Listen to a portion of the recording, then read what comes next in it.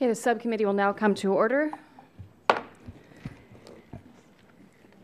Good morning. When it comes to jobs and the economy, tourism is a common thread that weaves its way through all 50 states.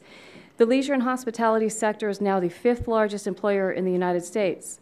As a subcommittee, what can we do to promote growth in this critically important industry?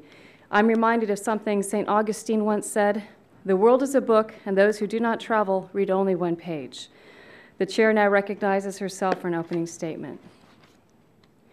Rebounding from both a prolonged recession and the demoralizing 9/11 terrorist attacks on our nation, tourism is once again a growth industry in America.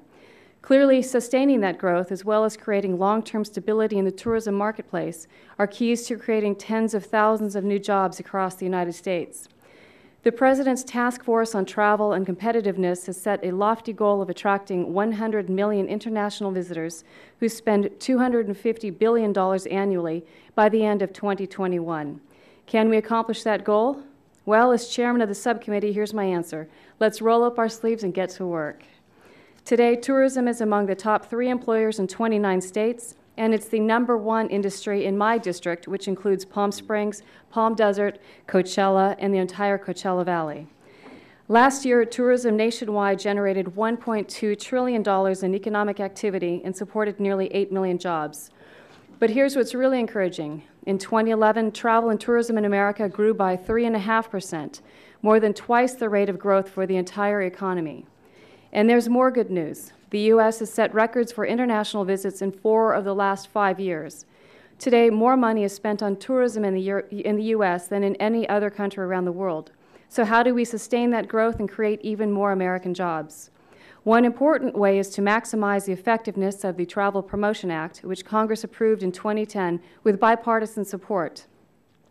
The act created the Nonprofit Corporation for Travel Promotion, or CTP, with specific duties intended to increase international travel to the U.S. These duties include providing information to foreign travelers, such as U.S. entry requirements, fees, and required documentation, identifying and correcting misperceptions regarding U.S. entry policies, maximizing economic and diplomatic benefits of travel to the U.S. through advertising, outreach, and trade shows, ensuring that international travel benefits all states, and identifying strategies to promote travel to rural and urban areas equally, and finally, placing a priority on countries whose citizens are most likely to travel to the U.S. The CTP is funded through a transfer of fees collected from international travelers who access the electronic system for travel authorization system for visitors under the Visa Waiver Program. The fee is currently set at $14, of which $4 is dedicated to maintaining the ESTA system, and the remaining $10 is directed to the Treasury to be held for CTP. The Secretary of the Treasury may transfer up to $100 million per year of these funds to the CTP, but first the CTP must raise matching funds through contributions of industry members. The Treasury Secretary's authority to collect these fees will sunset on September 30th of 2015. Should these fees be renewed in the future? Should they be increased? How effective has CTP been in promoting tourism? These are all critically important questions which we'll have an opportunity to ask today. Among those testifying at this hearing is James Evans, Chief Executive Officer for the Corporation for Travel Promotion, known as Brand USA. I'm also anxious to hear the thoughts of our administration witness, the Honorable Nicole Lamb-Hale, who serves as Assistant Secretary for Manufacturing and Services at the International Trade Administration. The Department of Commerce, through ITA, is responsible for strengthening U.S. competitiveness, promoting trade and investment, and enforcing trade laws and agreements. Here's the challenge. If we're going to achieve the administration's tourism goals within the next decade, both ITA and CTP will have to step up their games in the years ahead. While the numbers of the visitors to the U.S. has grown impressively, increasing from 41 million in 2003 to 62.3 million in 2011, how do we get to 100 million visitors by 2021? What could hold back that growth, and is there a plan B? As we found out all too painfully during the recent recession, the tourism industry tends to suffer when times are tough. We witnessed that up close and personal in the greater Palm Springs area when many businesses were forced to close or lay off workers.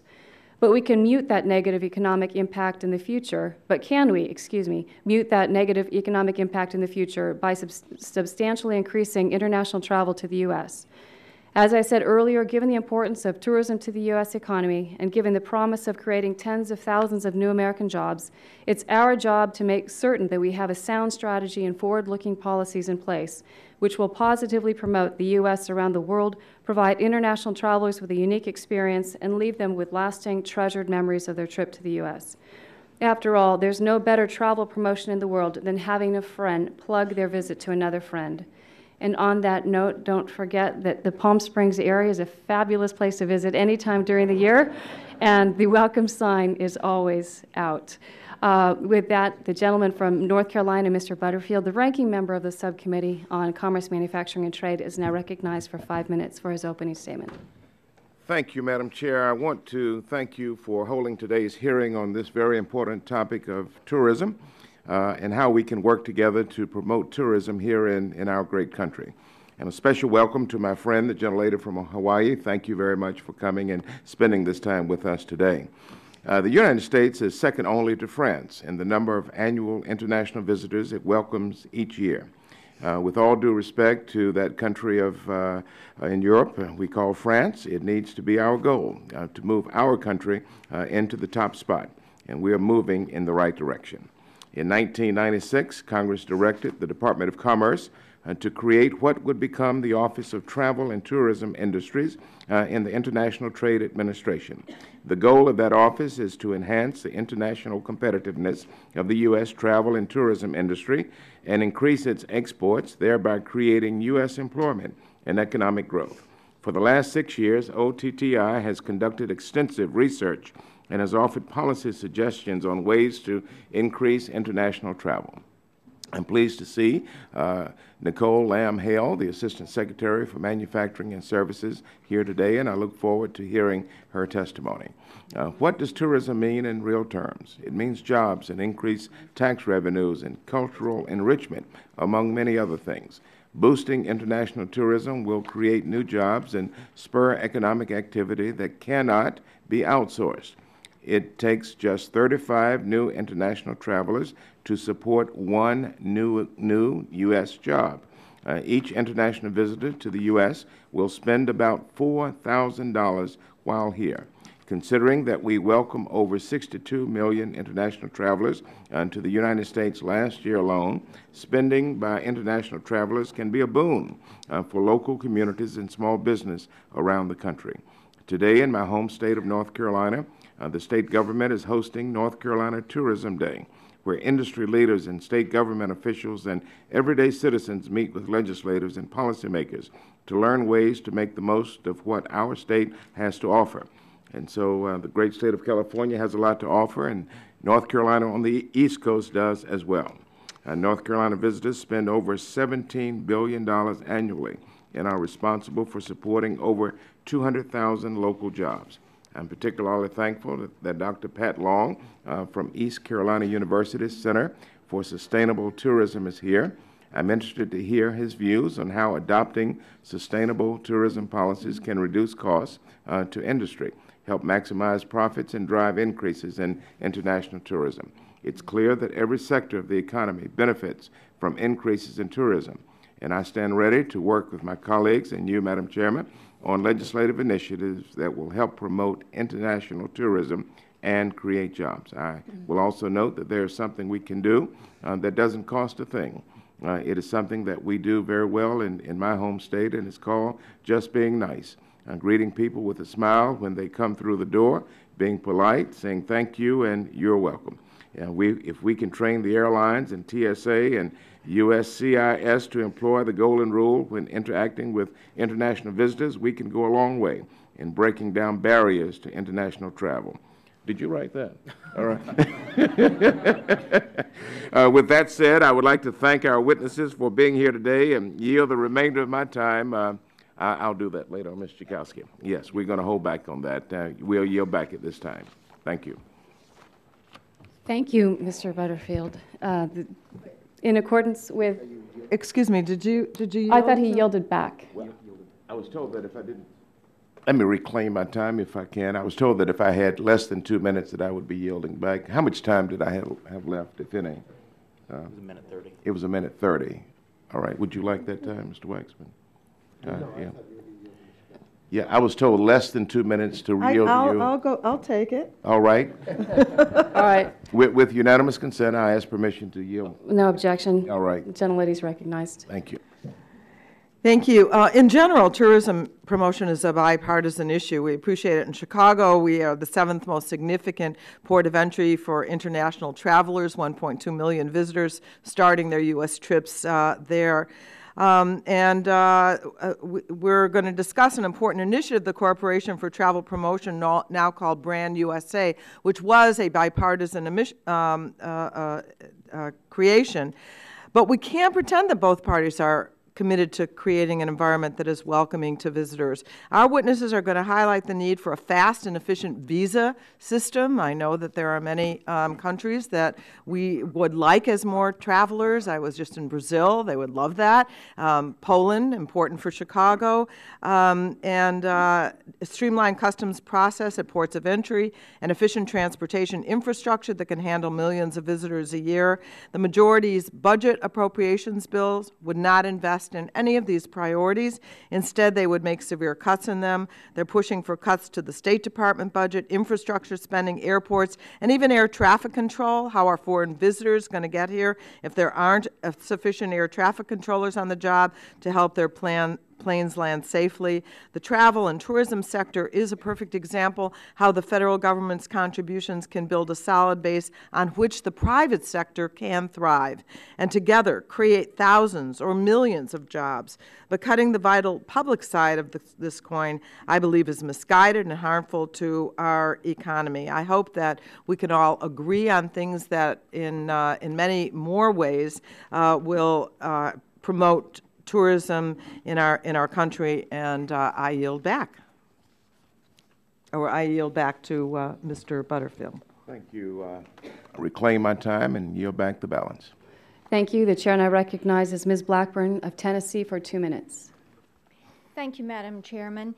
We're all talking about what we think makes our area of the country uniquely wonderful, and we do like to promote that. I think what concerns us is what we have seen come from this administration in non-traditional and nonsensical policies. And one of our greatest promoters of U.S. tourism, Steve Wynn, had this to say, and I'm quoting, "This administration is the greatest wet blanket to business and progress and job creation in my lifetime," end quote. And here's an example. Just recently, DOJ levied a new mandate on the hospitality industry requiring each pool and hot tub to come equipped with a pool lift. Each of these new lifts cost upwards of $6,000. This new mandate is leaving many hotel owners with the decision to either pave over their pools, which may make their hotel less competitive, or spend tens of thousands of dollars to comply. Funds which could have been better spent on hiring new employees or competing to host tourists and conventions. Furthermore, the traveling public is facing an avalanche of travel barriers due to ever-rising gas prices and the aggressive overreach of the TSA at our nation's airports. Last year, the U.S. Travel Association asked air travelers if they were likely to take more trips next year by commercial airline after being made aware of the TSA's new screening initiatives. Only 49% said that they were very or somewhat likely to fly more. If we don't want to become the world's leading exporter of tourism, we need to stop shooting ourselves in the foot with steel-plated government policies that leave ourselves less competitive and less secure. It's quite obvious that we need to scale back the federal government's heavy-handed overreach that is negatively impacting tourism in all of our districts. We need to be looking at ways to incentivize tourism and travel, and certainly in Tennessee, we want you to come see the Great Smoky Mountains, the Country Music Hall of Fame, Graceland, Shiloh Battlefield. We want you to come to the Grand Ole Opry and then go to downtown Franklin, Leapers Fork, and be sure and spend plenty of money. So we welcome you, and I yield back. I thank the gentlelady, and the chair recognizes Mr. Waxman for 5 minutes. Thank you very much, Madam Chair, for holding this hearing. International tourism is a proven engine of economic growth in our country and a significant contributor to our national economic recovery. This shouldn't be a partisan issue, but we've almost had no hearings in the last year and a half where the Republicans have not turned it into a partisan issue. And the comment about the regulations for swimming pools was to comply with the American with Disabilities Act.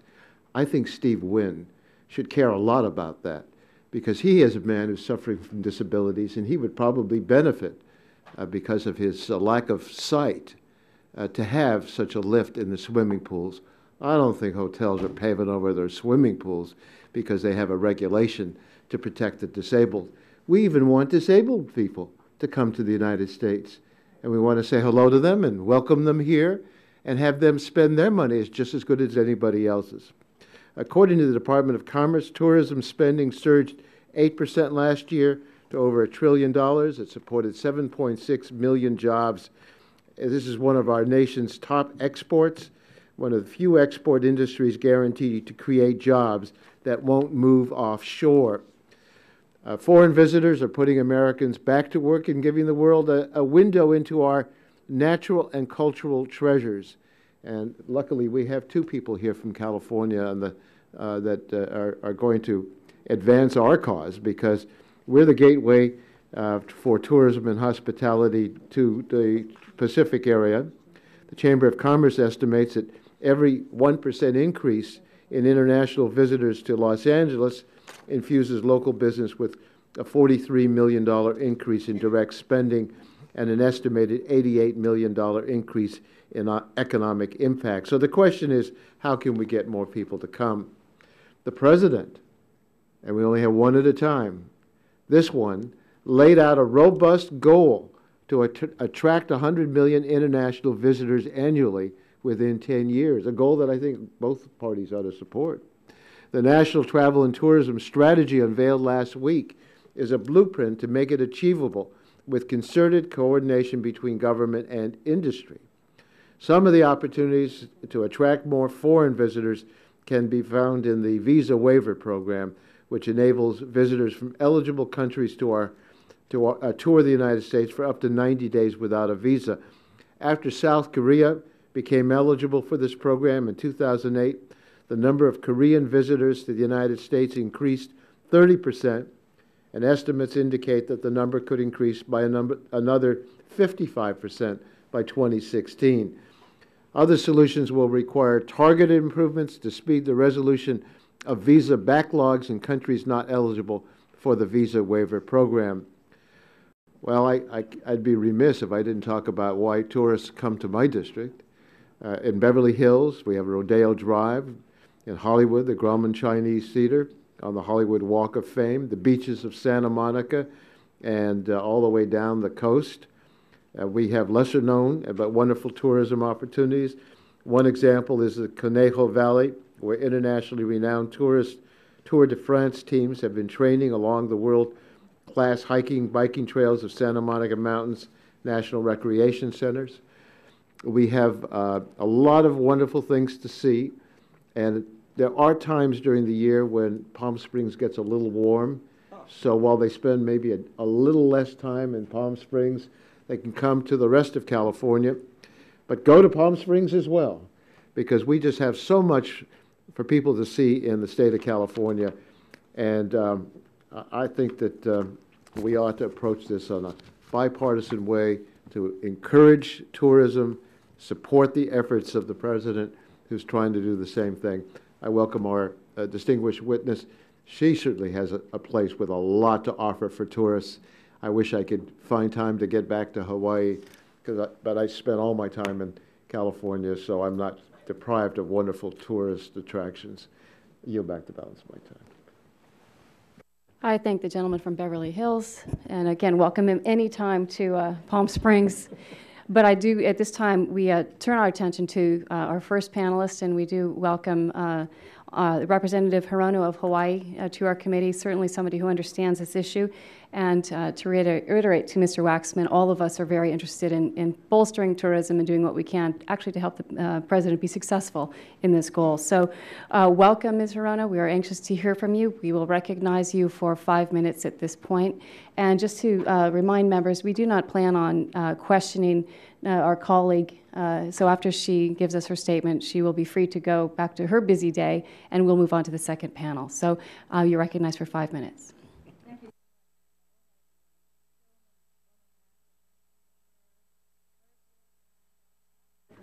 Excuse me, would you just make sure your microphone is on and pulled towards your... Got it. Thank you. Thank you. You would think I would know this, but I'm usually on the other side. So, mahalo and aloha to all of you for giving me this opportunity to participate. Creating good jobs is a national priority, and one of the strongest job-creating sectors in America is the visitor industry. The travel and tourism industry is critically important, of course, to the state of Hawaii, and I would say that travel and industry is probably the number 1, 2, or 3 economic driver in just about every state in the country, including, of course, Chairwoman Bono Max. And in fact, doing a little bit of research, in your state, practically 900,000 people in California have jobs in this industry. Tourism in Hawaii is our biggest economic driver, accounting for 17.4% of the jobs in Hawaii. It also accounts for almost 20% of our economy. That is over 145,000 jobs, $12.6 billion in 2011. Nationally, tourism has been one of our nation's biggest exports for years. In 2011, it supported 7.6 million jobs and generated 3.5% of our GDP. That's $1.2 trillion. The National Travel and Tourism Strategy, released last week, recognizes the industry's importance to our nation's economy. It set a goal, as many of you have already articulated, 100 million international visitors by 2021. I applaud Secretaries Bryson and Salazar and all of the task force members for their work on this plan. And I commend President Obama for recognizing and prioritizing travel and tourism as a way to create jobs. The goals set by the President will take our serious effort. Last year, the U.S. welcomed 62 million visitors from abroad. That was a record number. So increasing that number to 100 million in the next 9 years will be a challenge. It's a challenge that I know we can meet in a bipartisan way. In 2010, Congress passed the Travel Promotion Act, which created the Brand USA, which just recently launched its very first campaign to promote travel to our country. This year, we passed legislation to improve our aviation systems and infrastructure. So we are making progress. I know the administration has worked to tackle visa processing backlogs in places like China. China is a key visitor market, both for Hawaii and the United States, rest of the U.S. Over 54 million Chinese traveled abroad in 2010. Do you know that fewer than 1 million of them came to our country, and Hawaii welcomed some 62,000? In September of 2011, Hawaii hosted the 5th annual China-U.S. Tourism Leadership Summit. At the summit, Mr. Chi-Wei Xiao, who is China's highest-ranking tourism official, said, quote, "We hope that the U.S. can bring more convenient visa procedures, and we exchanged views on this." He went on to say, "The goal in 2015 is for tourist flows between China and the U.S. to reach 5 million," end quote. We are totally missing the boat in this growing China market, but we can do something about it and do it quickly. Congress can act to cut red tape and streamline the visa process for visitors from China and other growing markets. That's why I introduced the Bipartisan Visit USA Act with Representative David Dreyer. Our bill would make common sense changes to our visa processes. These changes would expedite visa processing to increase visitors while preserving U.S. security. I want to emphasize that, while preserving U.S. security. So it will also focus on high-growth markets like Brazil and India, in addition to China. Briefly, some of the bill's key points are we would want to grant Chinese visitors 5-year rather than the current 1-year multiple entry visas. We would allow for conducting interviews by secure video conferencing rather than requiring the Chinese to travel the great distances to the 5 permanent consulates we have in that country. And we would want to establish mobile satellite consulates in cities of more than 1 million. Increasing or decreasing fees based on seasonal demand in our country. Allow for expedited visa reviewing. These common sense reforms, among others included in the bill, will help to implement our tourism strategy. This bill has a bipartisan companion in the Senate and has been endorsed by a broad range of groups from Unite Here to the U.S. Chamber of Commerce to Americans for Tax Reform, and you are going to hear from the U.S. Travel Association, who will be also testifying today. So boosting our travel and tourism industry will help our economy, create jobs. I'm glad to have bipartisan co-sponsors for our bill, including Representatives Dreyer, as I mentioned, Berkeley, Blumenauer, Farr, Hanabusa, and Halgren. I hope all of you will sign on to this bill and consider moving us forward quickly so that we do not continue to miss the boat, I should say. We're not going to miss the vote, that's coming up soon, to miss the vote on attracting tourists who want to come here, particularly from China. And just to give you the sense of what kind of impact this would have on Hawaii, we get maybe 62,000 visitors from China. With the kind of changes I'm talking about in this bill, it's been estimated we can welcome 300,000 Chinese visitors to Hawaii. They will spend $600 million, creating potential for 6,000 jobs in Hawaii. So I look forward to working with all of you as we go forward in a bipartisan way. Mahalo, aloha. Thank you very much for your testimony. We appreciate your being here, and we will certainly take a very close look at joining you on your bill. I appreciate that. Thank you again, and at this point, rather than asking questions, we will see you later on the floor for the votes, and we'd like to call up Secretary Lam-Hale to be seated for the second panel. Just take a quick 30-second change.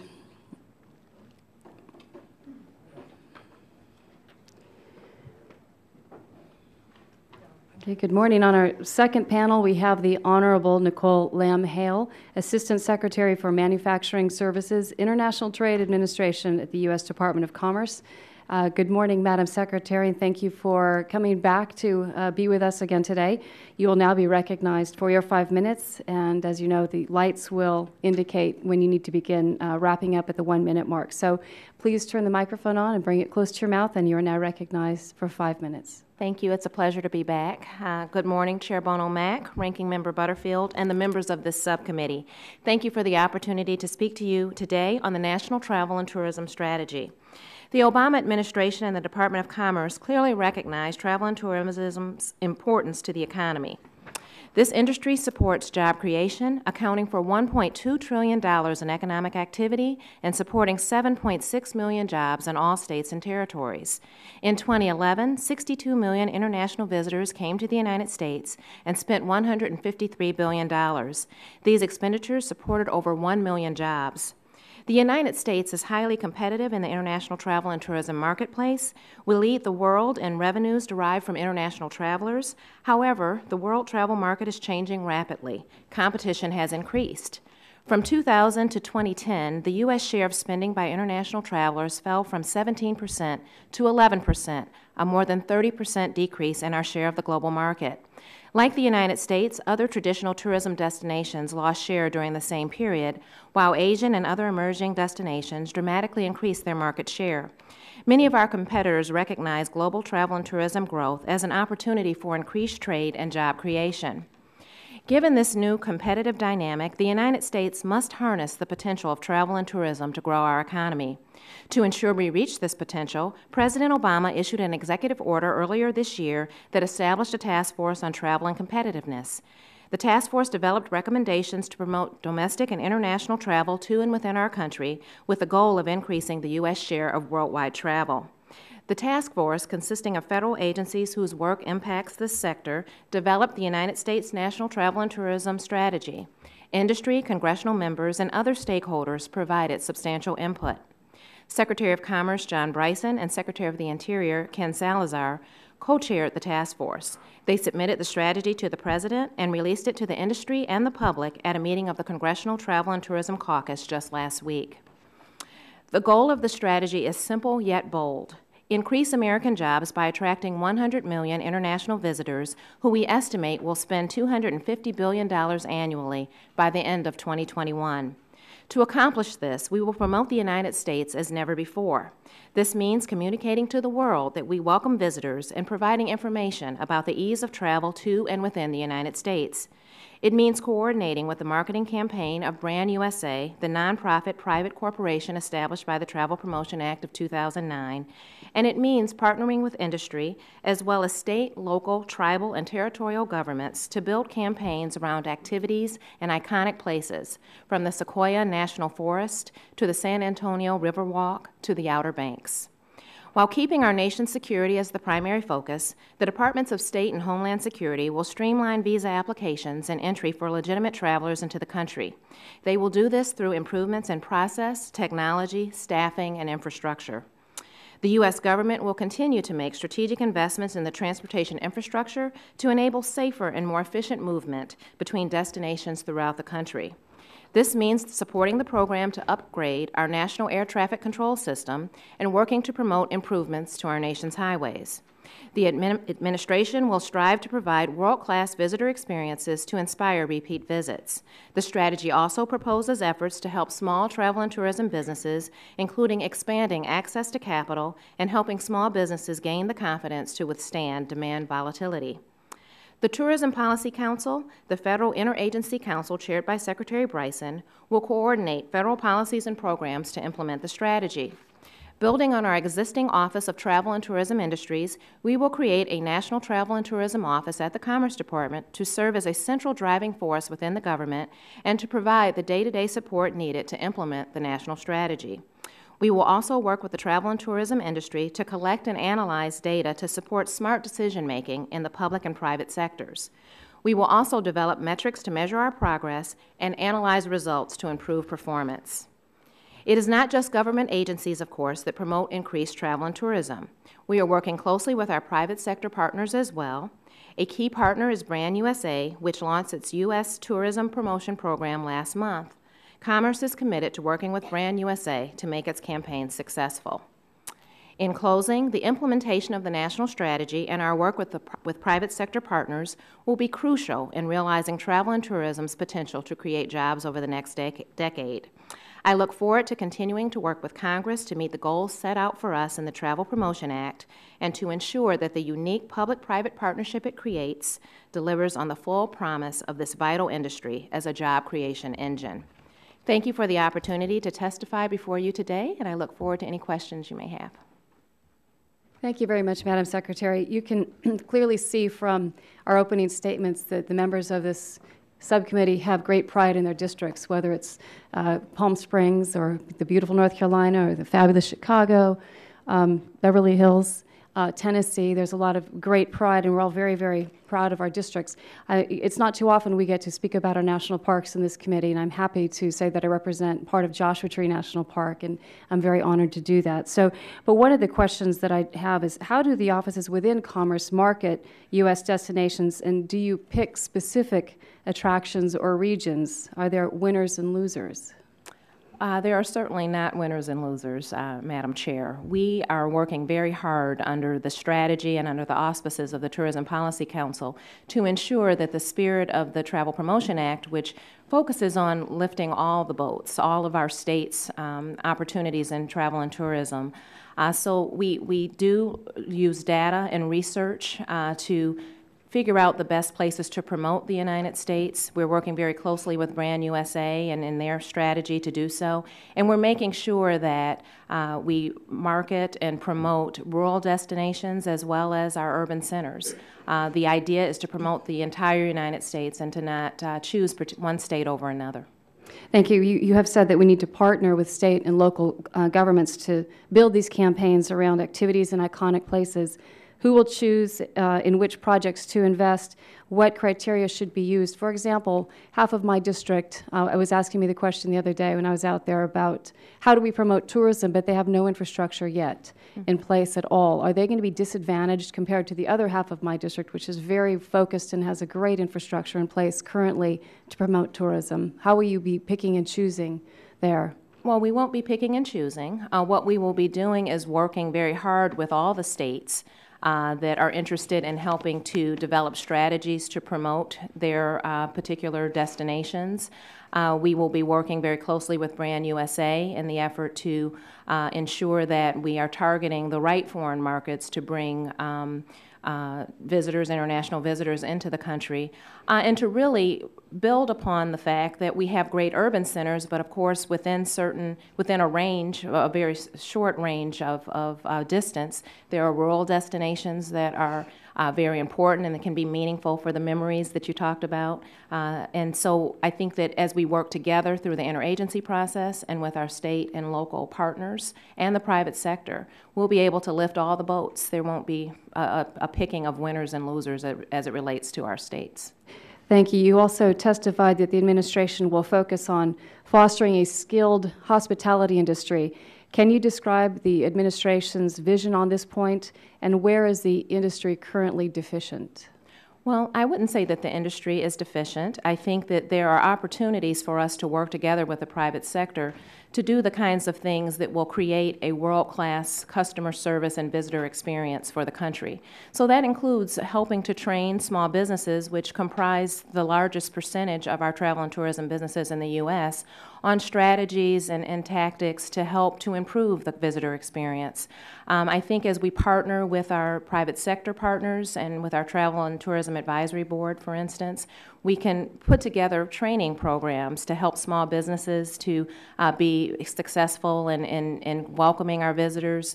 We can certainly focus, and I know that DHS has done this, on making sure that the people that are on the front line at our ports of entry are trained to be, as Congressman Butterfield said, to say thank you and you're welcome, and to be welcoming to travelers. So I think that, again, as we pull together in the interagency and we work with our private partners, we can ensure that the customer experience and the visitor experience within the U.S. is the best that it can be so that we can be competitive. Thank you. And is the Commerce Department concerned solely with the total number of international visitors, or does it also have goals for boosting tourism at the state level within this, Well, working very closely with the Department of Interior, we are focused on encouraging our U.S. citizens to explore all that the U.S. has to offer. At the Commerce Department, in particular at the International Trade Administration, we are very focused on international visitation and working with Brand USA in that regard. But as part of the Tourism Policy Council, which includes the Departments of Interior and other departments that touch this industry, we're really looking at ensuring that when U.S. citizens travel, that they consider staying home and looking at all that the U.S. has to offer. Thank you very much. I yield back my final 10 seconds and recognize Mr. Butterfield for 5 minutes for questioning. Okay. Let me thank the chairman. The data shows that that 5 U.S. states, I believe it is, New York, Florida, California, Nevada, and Hawaii, all together account for some 93% of all overseas visitor arrivals, and that's good. But I'm concerned that the remaining states, the territories, and the District of Columbia combined receive such a very small portion of the total. Clearly, the authors of the Travel Promotion Act felt the same way, as the statute explicitly directs a Corporation for Travel Promotion to, quote, ensure that international travel benefits all states and the District of Columbia, and to identify opportunities and strategies to promote tourism to rural and urban areas equally, including the areas not traditionally visited by international travelers, end of quote. One of your main jobs as the primary department overseeing this act is to carry out that duty. How do we help those states that do not attract large numbers of international visitors? Do you believe a unified national marketing strategy like Brand USA, and you made reference to that, will give a particular boost to these states, and if so, why?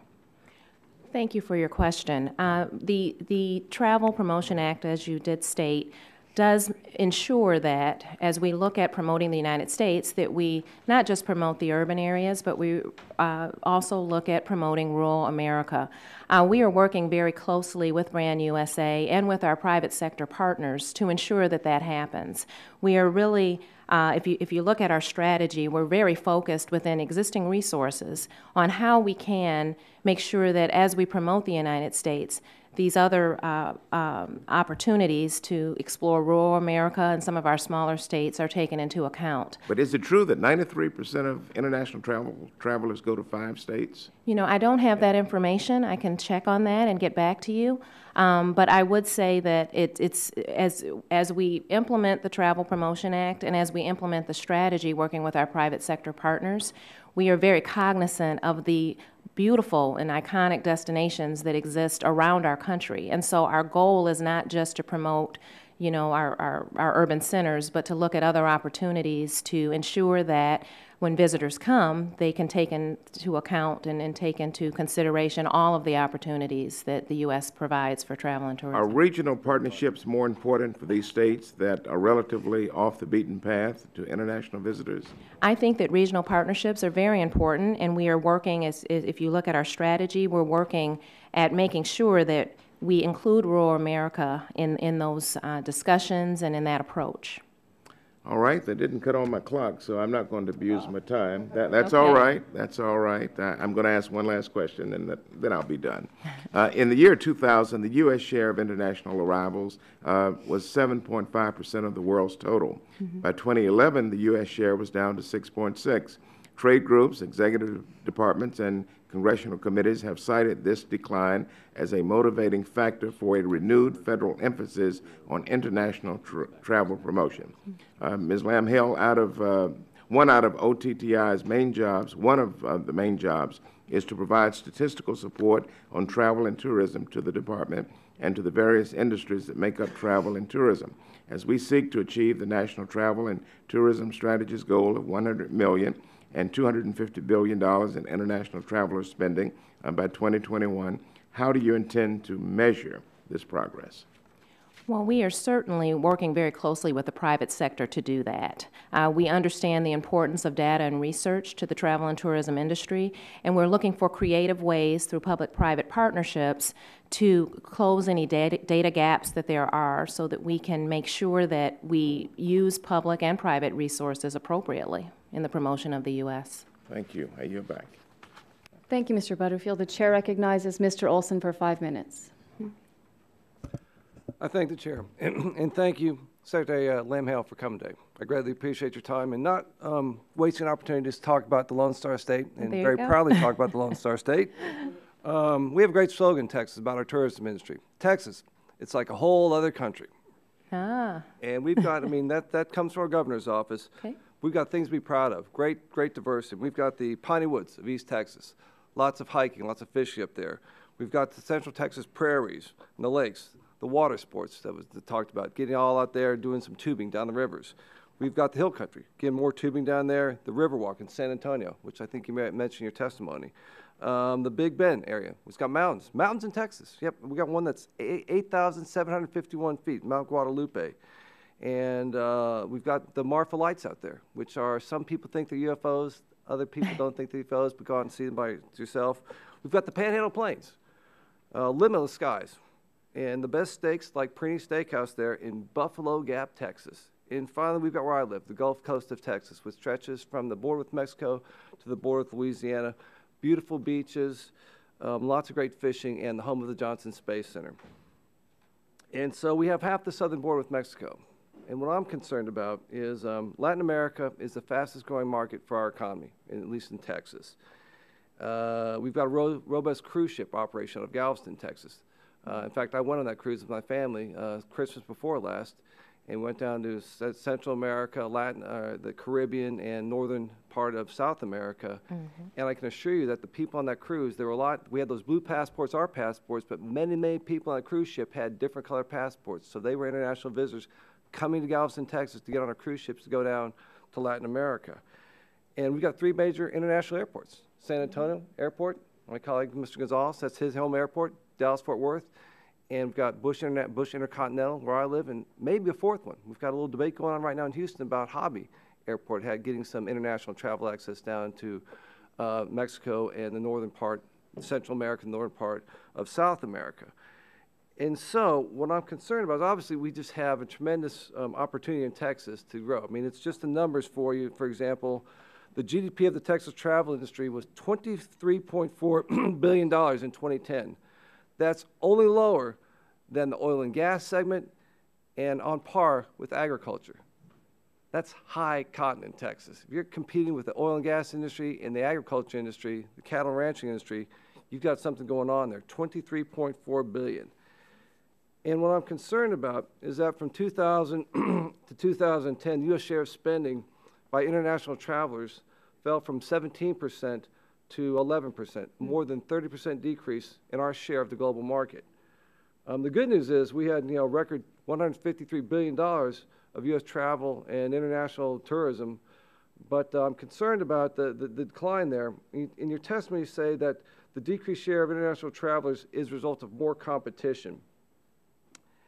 And I'm concerned about 9/11 and how that's changed things, not just for the airline industry. We tend to focus on that, but also, as I mentioned, we've got people coming across their cars from Mexico into my home state that want to be tourists there, that they're having to go through some changes down there on the border. We've got the cruise ships. They have to go through different procedures to get aboard the ship that most we do, and that's all good. But I'm just concerned. Was the industry seeing a decrease before the 9/11 terrorist attacks? I mean, like, what was the numbers between 2000 and 2001? You know, I would have to get back to you on that. I don't have those numbers handy, but I can tell you that I can give you some sense of the competition and why it is that as a result of that we have implemented and we are implementing the strategy. After 9/11, of course, because of security concerns, rightly so, we had to do some things to make sure that our public, the American public, was secure, and we are now doing that and promoting the United States. I think that the competition, the increased competition, is that there are other areas of the world to see. There's a growing middle class and emerging economies, and they have a lot of choices that they can make. So I think that the fact that we are coming together as a government and for the first time really actively promoting the U.S., I think that we will gain the competitive edge that we all want to create jobs. Yeah, we need to do that because I applaud the idea of welcoming 100 million visitors, international visitors to our states. That's very important. But right now, our states have one hand tied behind their back because they are out there competing against other countries. I mean, my home state of Texas, we've got this advertisement program. I know we go over to other states. I've seen back home, I see my colleagues from Michigan here. You guys are doing a good job. And I'm from Michigan too, pure Michigan. There you go. I see those ads on my TV, come to Michigan. Right. Beautiful scenery, but we need help. I mean, right. How many jobs do you think can be impacted if we get these 100 million international tourists coming here? How many jobs do we have right here in the United States? Any idea? Well, I can tell you what the statistics were for 2011, and we can do some math, or get a calculator out and maybe extrapolate from that. But I can tell you that there were 1.1 million total jobs supported by international travelers in 2011. Okay, there we go. So if we can do the math, I went to law school for a reason, so I don't know that I can do it in my head right now. But there is a formula. I mean, we have a formula. That's how we derived the goal. There is a direct correlation between job creation and the exports that we receive through travel and tourism by international visitors. So I think that if we look at what happened in 2011, if the federal government comes together with the private sector and we really make the push that this strategy suggests, I think that we're going to see an enormous impact on job creation in the country. Thank you, and I'm way over my time. Just again, Texas, it's like a whole other country. I yield back. Senator Bill. I hesitate to recognize the next Texan for a Texas filibuster, but the gentleman from Texas is recognized for 5 minutes. Thank you very much, Madam Chair. It's just that we have so much to brag about, We do. and rightfully so. But quickly, thank you very much, Madam Secretary. Let me ask you, I want to turn to the international visitor for a lot of reasons. You've told me that you want to promote, obviously, what's going on domestically, and I understand that. And with the recession, we probably have more people in the United States staying within the United States and visiting San Antonio and other spots as opposed to those particularly 5 states that the ranking member had pointed out. Those figures come from the Census That's what I was checking a minute ago with my staff. And in essence, basically stated that there were, I think, 5 states. According to the U.S. Department of Commerce, 5 states, New York, Florida, California, Nevada, and Hawaii, received 93.8% of visitors.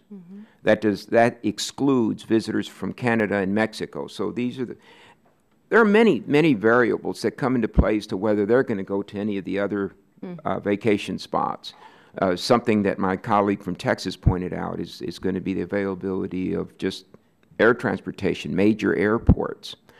And if you're going to try to get people going from New York or whatever to other locales maybe once they get here or whatever, you still need all sorts of direct routes to some of those cities like San Antonio, and I'm sure some of my colleagues know exactly what I'm talking about. And where I'm going with this is that my understanding is that the administration, one of its goals is to coordinate the efforts across agencies and departments to accommodate all of those considerations so that we're working at truly would be the optimum. You've already heard that we have security concerns. We have, of course, just the accommodation of air routes and such. All of that. What are we doing in order to get all the agencies and departments on the same page to accommodate and encourage international visitors? Well, what we are doing is first of all, developing the strategy. We developed the strategy that was an interagency process. It was a task force led by the Secretaries of Commerce and Interior, and all of these agencies that have equities in this space have pulled together to put together this strategy, and they're beginning to implement that strategy. And that's something that we really haven't done as well before. I mean, we do have the Tourism Policy Council that has been in place. We are rejuvenating that. We are making sure that senior level officials participate very actively to ensure that there's a coordination on the federal level through the creation of the National Travel and Tourism Office at the Commerce Department that I spoke about. That will really create a central focus and really ensure that the coordination of the strategy, the implementation of the strategy takes place. And, you know, and I wanted to mention, too, the issue of the 5 states. You know, we have not promoted the United States like we're planning to do, like we're doing now with Brand USA. I mean, the people who are going to those states are going to those states without the additional push from Brand USA and from the coordination of the federal agencies to really market the United States as a whole. And I think as we do that, all states will be able to, you know, benefit from international visitors coming because we're going to go tell the story. We haven't told the story effectively. Brand USA's marketing campaign is fabulous, and it really focuses on all that the country has to offer. And I think that particularly working together with the Department of Interior, we will really, you'll really see a boost in our promotion activities that will ensure that we have the increase in international visitors that we all want to create jobs. And I think that's part of the formula. The other thing is I'm just asking to take very seriously that one provision there and goal of coordinating between departments and agencies. There's some things you'll be able to do that are beyond your control. The strength of the American dollar compared to another currency and such, making the United States an attractive place to come, security and such. But there's still a lot to be done. Yes. And I have about a minute left, and quickly I want to make a distinction. When I read this, I thought it was just absolutely amazing. I don't know if you are making distinction, and we have people from the tourism industry, the distinction between someone that comes to truly visit or someone that comes here, and of course they're going to eat at our restaurants, stay in our hotels, but they're here to purchase things. Now, that to me is a really high-value tourist. So I'm going to read you something from the Orange County Register of March 12, 2012. In fact, Brazilians are spending so much that flights with Brazil's top airline, TAM, originating in the United States, have had to carry more fuel to accommodate the dramatically overweight baggage. New York. And I'm sure, you know, we can talk about Miami and other places. Is there any distinction in making that kind of tourist, I call them really a customer of the United States, truly export in many ways, are you making any distinction to accommodate that kind of commerce with visitors to the United States? Well, I think that there's no surprise that Brazil is among the top destinations that we're marketing to for the United States because of the fact that, statistics show that they do spend quite a bit of money. And then it's interesting as we look at the export opportunity, it's paying for the plane ticket, it's coming in and buying, soda and clothing, et cetera. And so I think as we approach this strategically and we use resources, both public and private, in the most efficient way possible, we will be looking at areas that make the most sense to market to initially. I know that Brand USA, and I'm sure that Jim Evans will tell you this, has a plan, a strategy, a rollout, and what you'll see is that countries where we have visitors who are those high-value visitors that you described are going to be at the top of the list. Thank you very much for your testimony. I yield back. Thank you for your indulgence. Thank you, gentlemen. Chair recognizes Mr. Pompeo for 5 minutes. Thank you, Madam Chairwoman. Unlike the other members today, I'm not going to shamelessly promote Kansas. I don't need to. If you've ever seen a Kansas sunset, if you've ever had a chance, if you've ever had a chance to go hunt and fish in western Kansas, or you've had a chance to go visit Kansas City and the wonderful amenities there, you don't need a member of Congress to sell you on it. You may not need federal trade promotion either, and that's really I want to follow up on what Mr. Gonzalez said. Tell me about the metrics. There's so many dynamics, right? Fuel price, the dollar value. You talked about developing metrics. What are the metrics against which you'll measure the resources that are being expended on this project? Mm-hmm. Well, certainly those are in development.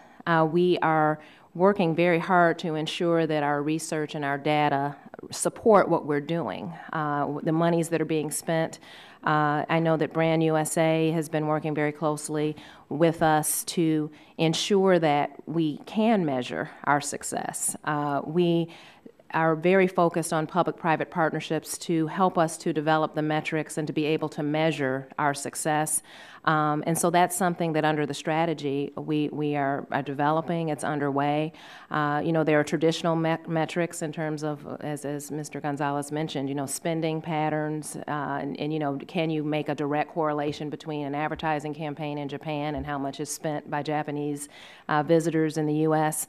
Those are things that we have to work through. I don't think that we have the formula down pat now, but it's a critical part of the strategy to conduct research and measure our results. And so that's something that the Tourism Policy Council will be working very closely on with our Travel and Tourism Advisory Board and with Brand USA to make sure that we can report to you successes in this regard. Great. I appreciate that. I think it is difficult. That's why I ask. I think it's hard to segregate out what's really driving it. And I appreciate, too, that we've got lots of private money going to these folks who have an enormous self-interest in making this successful for their businesses and for their employees, for job creation in America. I appreciate the way that this program has been developed. I just really, one last comment, and then I'll yield back my time. I listen, too, to the groups of different folks that are involved in this, and whenever I hear interagency working group, I become frightened. Because I often think that often means duplicative programs, confusion, incoherent policy objectives, overlap and waste. And so I would just, we'll keep following on this committee. I would urge you to do everything you can to make sure that we're not committing the same problems here, or having the same problems here that we have in so many other places in the federal government today. So thank you very much for coming and joining us this morning. I yield back. Thank you. I thank the gentleman, and the chair recognizes Mr. Harper for 5 minutes. Thank you for being here with us today, and we certainly hope that you'll come visit us in Mississippi, where the food is always better. We can fry anything. Just so you know. It's a great place. But we have many wonderful places to visit. We have the beautiful Natchez Trace Parkway that runs from Nashville, Tennessee, down to Natchez, Mississippi on the Mississippi River. Lots of great history there. We also have the Dixie National Rodeo. That's the largest rodeo east of the Mississippi River.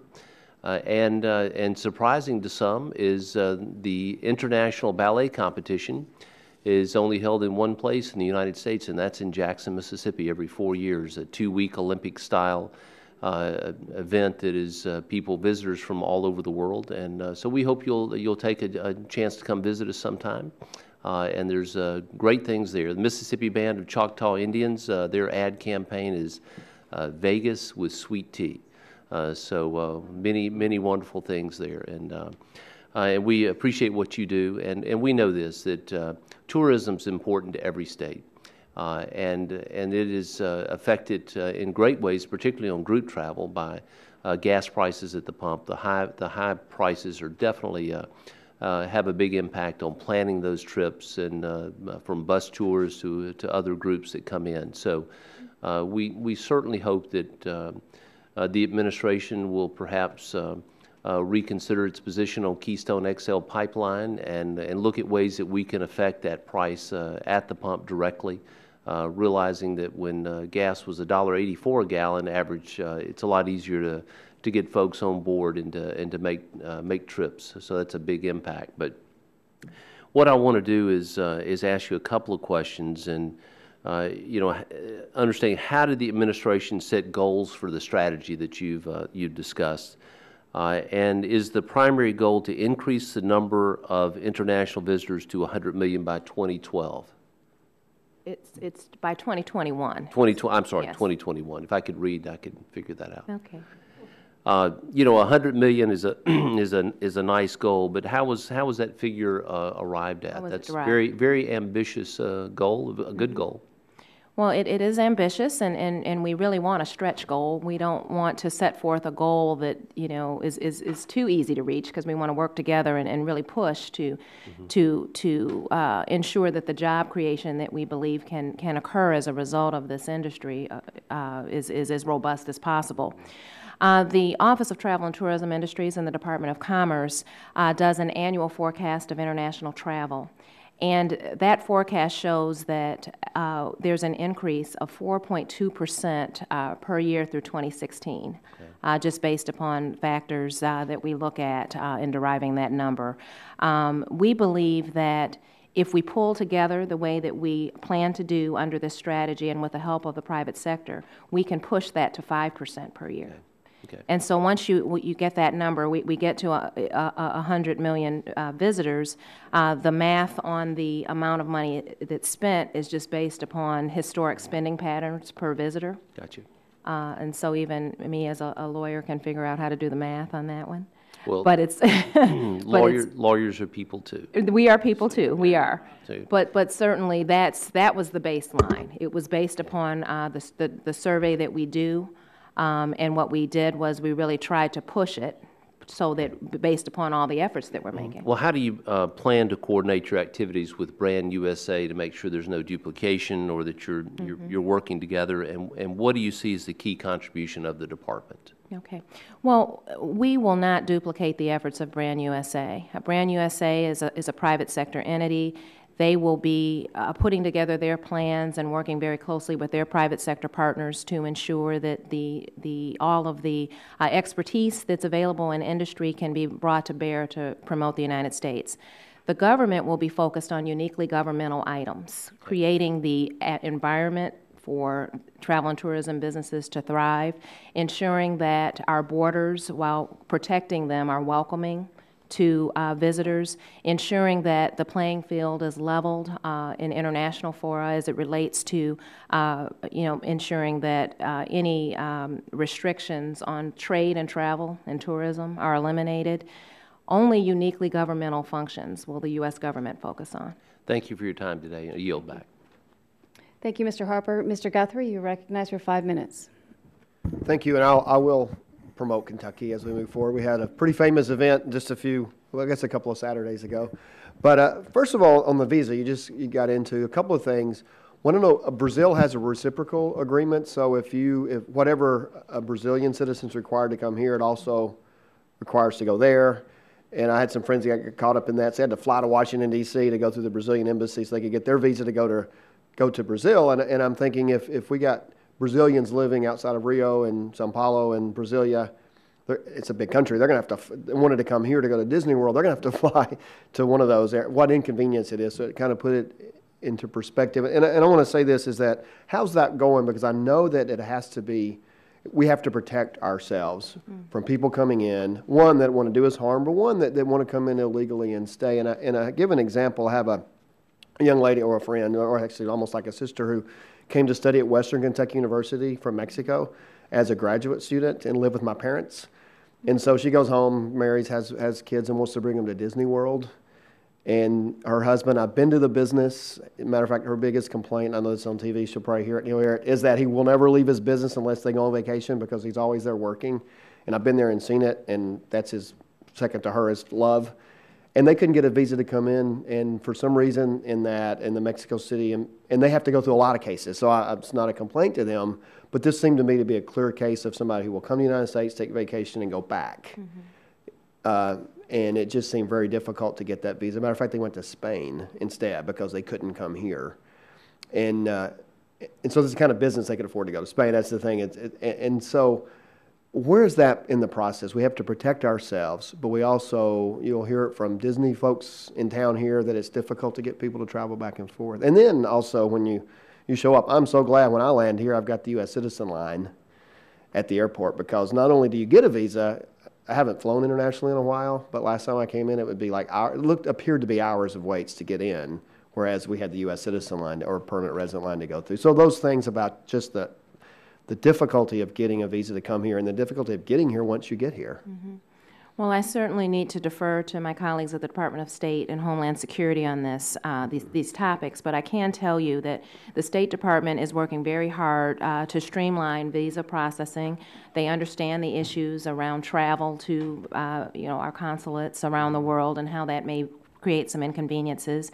They're working hard to reduce wait times for qualified visitors. So they're aware of the issue, and they've made a lot of progress, and I'm sure they would love to share that with you. We can get you some information on that.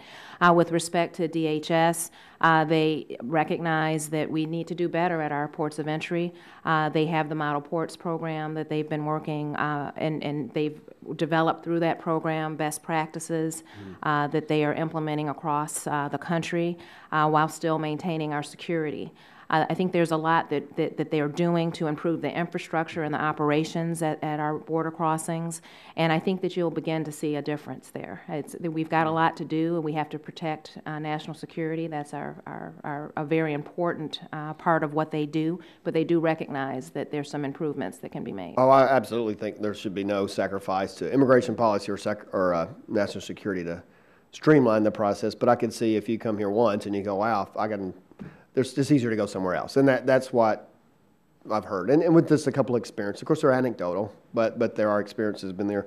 One thing there was a guy that I met through connection here from South Africa that came to Kentucky a couple weeks ago. And he said, well, I never would have come here. And he did the Bourbon Trail. We have calcium in our ground, so the grass is a natural supplement for strong bones, so our horses are stronger and better.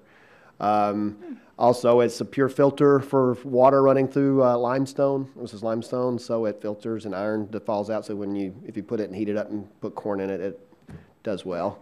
And the other thing is it also creates caves because limestone washes out. So my district's Mammoth Cave. But so he got to do those experiences and says, wow, I never would have gotten out of D.C., New York, California had I not had an opportunity to come here, made that connection that we had. What kind of strategy? I know that, quite frankly, there are a lot of places I haven't visited because I've gone to New York, Washington, California with the same way, and I like wanting to go to other places. What kind of things are you working on to let's get them out of the great cities? I love them, but how do we get them in the heartland?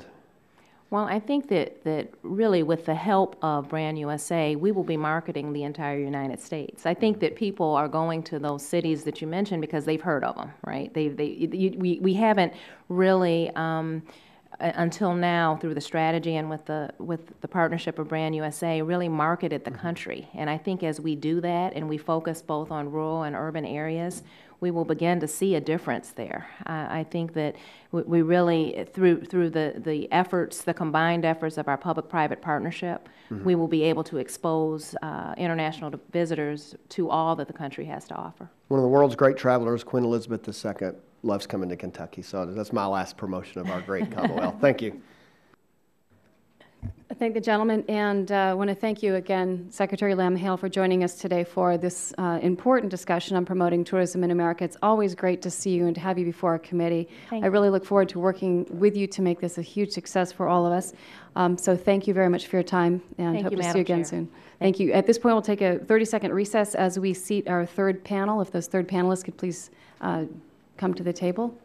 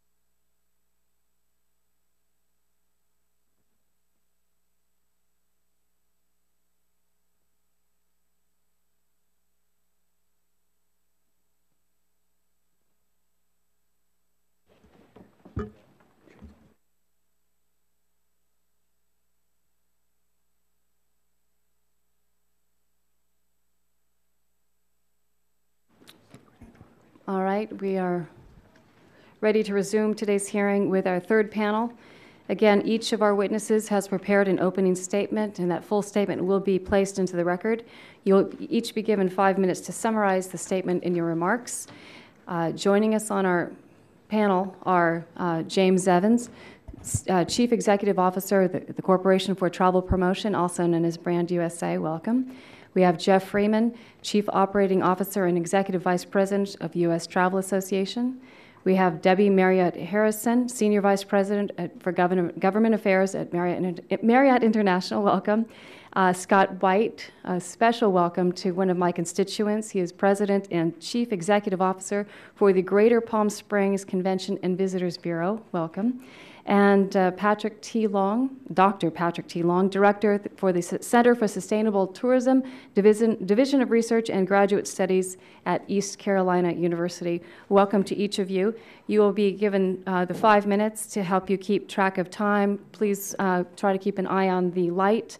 When the yellow light illuminates, you have 1 minute to begin wrapping up your remarks. Please make sure you bring the microphone close to your mouth and turn it on. It's not just for us, but it's for the stenographer and anybody else who might be listening or watching. So with this, we're going to begin. Mr. Evans, you're recognized for 5 minutes. Thank you, Madam Chairman, Ranking Member Butterfield, and members of the committee for inviting me here today to discuss the ways in which Brand USA will help create jobs by increasing the number of overseas visitors to the United States. Brand USA was established by the Travel Promotion Act in 2010 to spearhead the nation's first global marketing effort to promote America as a premier travel destination and communicate U.S. entry and exit policies. Brand USA does not require a single penny of taxpayer money to operate. Rather, the organization is funded through a combination of private sector contributions and fees paid by international travelers from 36 visa waiver countries. Congress created this private-public partnerships knowing that the U.S. had fallen behind in global competition for overseas travelers. During the last decade, the United's share of overseas arrivals stayed flat even as the global travel market grew by more than 60 million people annually. And what did this mean to our economy? According to the U.S. Travel Association, had the U.S. kept pace with travel growth, we would have welcomed 78 million more visitors and generated $606 billion in spending. That's enough to support more than 467,000 jobs, American jobs, annually. These overseas travelers are the most lucrative for the U.S. economy. On average, they spend $4,300 when they visit the United States, and that doesn't include business deals done when travelers come to the United States to buy manufactured goods. And every 33 overseas travelers supports one U.S. job. The challenge to recapturing our share is even greater as the global travel market has become increasingly competitive over the years. Until now, the United States was the only industrialized country that did not actively market itself to promote international visitation. A 2011 McKinsey Global Institute report estimates that the tourism sector could add 2.1 to 3.3 million jobs this decade. In order to reach that higher number, however, the report says that we need to increase the number of overseas visitors to our shores. Brand USA is committed to doing its part to reach the goal by developing a global marketing campaign on behalf of the United States with a strategy designed to promote all facets of our great nation. This month, we launched our campaign in 3 markets, in the United Kingdom, in Canada, and Japan. Our decision to target these markets first was based entirely on where we believe, through research, our advertising campaign will achieve the greatest possible return on investment. The campaign reflects insights gained from surveying potential visitors to the United States. And what we found wasn't all that surprising, but was sometimes difficult to hear. Some felt we haven't been a very welcoming nation in the past recent years. Others felt that there were newer, more exotic markets they were interested in visiting. And others felt they had seen all they needed to see of the United States. This research fed into our campaign message, inviting travelers worldwide to discover this land like never before. We're using television, digital advertising, signage, print ads, and a robust social media strategy to reach our potential visitors. And our website, discoveramerica.com, features destinations large and small, iconic and less known, from all regions, both urban and rural. We're also working with the Departments of State, Homeland Security, Commerce, and Interior to better communicate our nation's evolving security rules to address misperceptions and create a more welcoming environment to visitors. Once the program is fully activated, we will have a better idea of what to expect from a return on investment perspective, but our goal in this inaugural year is to have a 3-to-1 return on our marketing spend, and eventually in 3 to 4 years to achieve a 20-to-1 spend. I thank you for the opportunity to be here this morning to testify. We greatly appreciate the support of this committee, as well as other federal partners in the executive branch. We look forward to working with you to ensure that our success leads to the creation of much-needed American jobs. I thank you for your time. I look forward to answering any questions you may have. And Madam Chair, I have a 2-minute video at some point in time if you'd like to take a peek at it, if you have time. Go ahead, we're prepared when you are. Wonderful.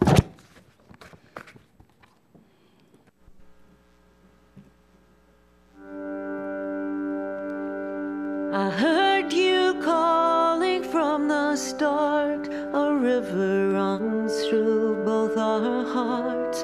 1,000 shades of something new. I cannot wait to play for you.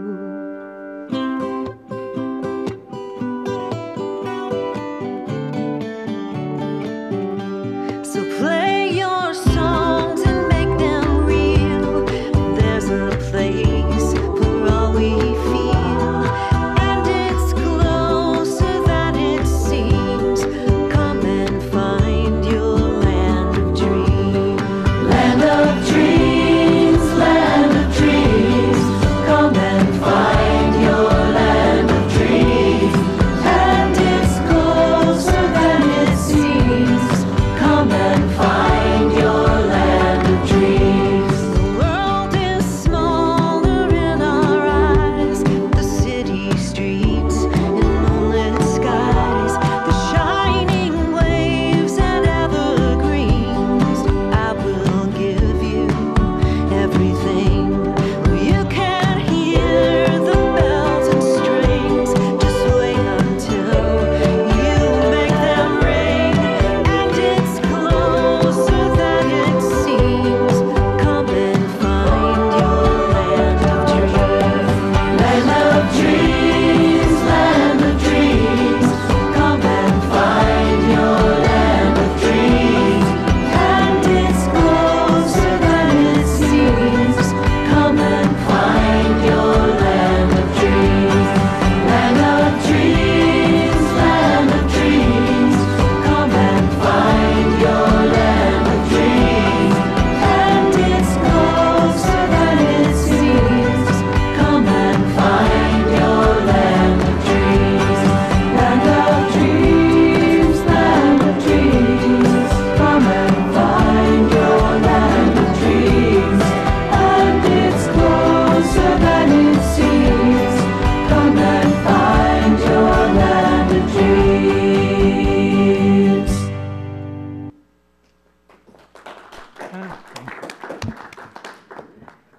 Thank you. Is that on your website? It is on our website. Now that, again, as a reminder, is not an ad. Obviously, it's Right. too long, but it's a promotional piece we use. But all the content in every ad we have comes from that video. Well, I thank you. It's well done. And I think we will all be singing Land of Dreams all day long. Was that a 59 Cadillac that I saw in that? It was a Cadillac, yeah. 59? Yeah. Yeah. It's not mine, I promise. All right. And Mr. Freeman, you're tough act to follow, but you're recognized for 5 minutes. You can't watch that video and not get excited about the new face that America is putting out there and the invitation that we're sending to travelers around the world. Thank you so much for hosting today's hearing. We greatly appreciate as you talk about your various destinations and all the opportunities that are there, your unique understanding that it's not just fun, it's also big business. It's an opportunity to drive your local economies, and that's why the travel industry wishes to partner with you to help create good American jobs, the good American jobs that we're all seeking right now to turn this economy around. The travel industry supported 14 million American jobs last year. But as Jim said, McKinsey estimates this industry could add an additional 3 million jobs over the next decade. To do that, we have to work together to remove barriers to travel, and we're excited to work with you to do that on both the international front as well as the domestic front. And if you don't mind, I'd like to walk through both of those sides and suggest some of the things that we need to address in order to welcome more travelers to our shores and encourage people to travel within the country. On the international front, travel is our #1 export, generating $153 billion last year alone in spending. This is an element of our industry that we absolutely must promote. To do that, we obviously need a secure and efficient visa system. Our entry process must be welcoming, and our promotion must correct a global misperception that America is not as welcome as it might have been before. We see this as 3 links in the travel chain, all of which must work together, none of which being more important than the other. Let's begin with the visa process. Visa wait times for some time over the past decade have been a great barrier to travel to the United States, often exceeding in some destinations around the world more than 100 days just to receive an interview. We congratulate the State Department on making great strides in recent months and reducing those wait times in Brazil, in China, and elsewhere around the world. The question and the challenge for all of us right now is how we make sure that these changes, these improvements, can be sustained over time. We have several recommendations that we look forward to working with you to ensure that we can maintain these visa successes. #1, we encourage you to codify a 10-day visa wait time as a standard around the world. 2, we need to direct the State Department to tie visa personnel staffing levels to meet this standard. 3, direct the State Department to pilot the use of secure video conferencing technology in large countries like Brazil and China where people don't have access to consulates. And finally, we need to look for opportunities to expand the visa waiver program, which is included in bipartisan legislation that exists both here in the House and in the Senate. The second area that we have to address is obviously the entry experience. The entry process right now suffers from too few agents to meet the considerable demand that we have to come here. Several things that could help us address this issue include establishing a passenger wait time standard of no more than 20 minutes, extending the reach of current staffing resources, and expanding the use of global entry, and finally, setting metrics to measure the customer service performance of CBP officers at our airports. The final thing, as Jim is focused on the international front, is effective promotion. This committee led the way for TPA's passage. TPA's passage will drive billions in new spending and support tens of thousands of jobs in our country. We need your help in protecting and promoting the Travel Promotion Act as we move forward, and we will obviously have an opportunity at the end of its authorization to determine its effectiveness over that period of time. Switching over to the domestic side, we also have opportunities there. We certainly have opportunities to improve our air travel experience, where many travelers today are avoiding travel because of the hassles associated with that experience. We encourage you to take a hard look at TSA, which was mentioned earlier, and necessary reforms that need to take place there. We also need to look, though, at another potential barrier, and that is language or policy from Washington that could discourage travel. The recent GSA scandal, where individuals acting inappropriately sullied the hardworking men and women of our industry, causes our industry great concern, as it does you as well. OMB recently issued guidance to establish greater oversight and reporting. The travel industry supports these efforts from OMB. But OMB also suggested an arbitrary 30% cut in travel that neither we or Congress should support. Travel should be based on its merits, not on arbitrary mathematics. We welcome the opportunity to work with Congress and the administration to ensure that legitimate federal conferences are not unnecessarily canceled and that responsible federal travel can still take place. We look forward to being your partner in creating American jobs and encouraging travel to and within this country. Thank you. Thank you, Mr. Freeman. Ms. Harrison, you're recognized for 5 minutes. Good morning, Chairman Bono Mack, Ranking Member Butterfield, and members of the subcommittee. I'm Debbie Marriott Harrison, Senior Vice President for Government Affairs for Marriott International, and I'm happy to be here today. I'm proud to be able to report largely positive news from Marriott and the travel industry on this subject. I initially want to second the recommendations of my colleagues and friends from U.S. Travel Association and Brand USA that are here with me on the panel today, and thank them for being here. Marriott fully supports the work of these organizations. My company is celebrating its 85th anniversary this year. Marriott has humble roots that run deep here in Washington, D.C. In 1927, my grandparents opened a 9-stool root beer stand on 14th Street after moving to Washington from Utah. 30 years later, they opened their first hotel near Reagan National Airport. My father stepped down in April as the CEO after 60 years of service. He oversaw Marriott's evolution into one of the world's leading hospitality companies. We now have over 3,700 hotels worldwide, with 18 brands in 73 different countries.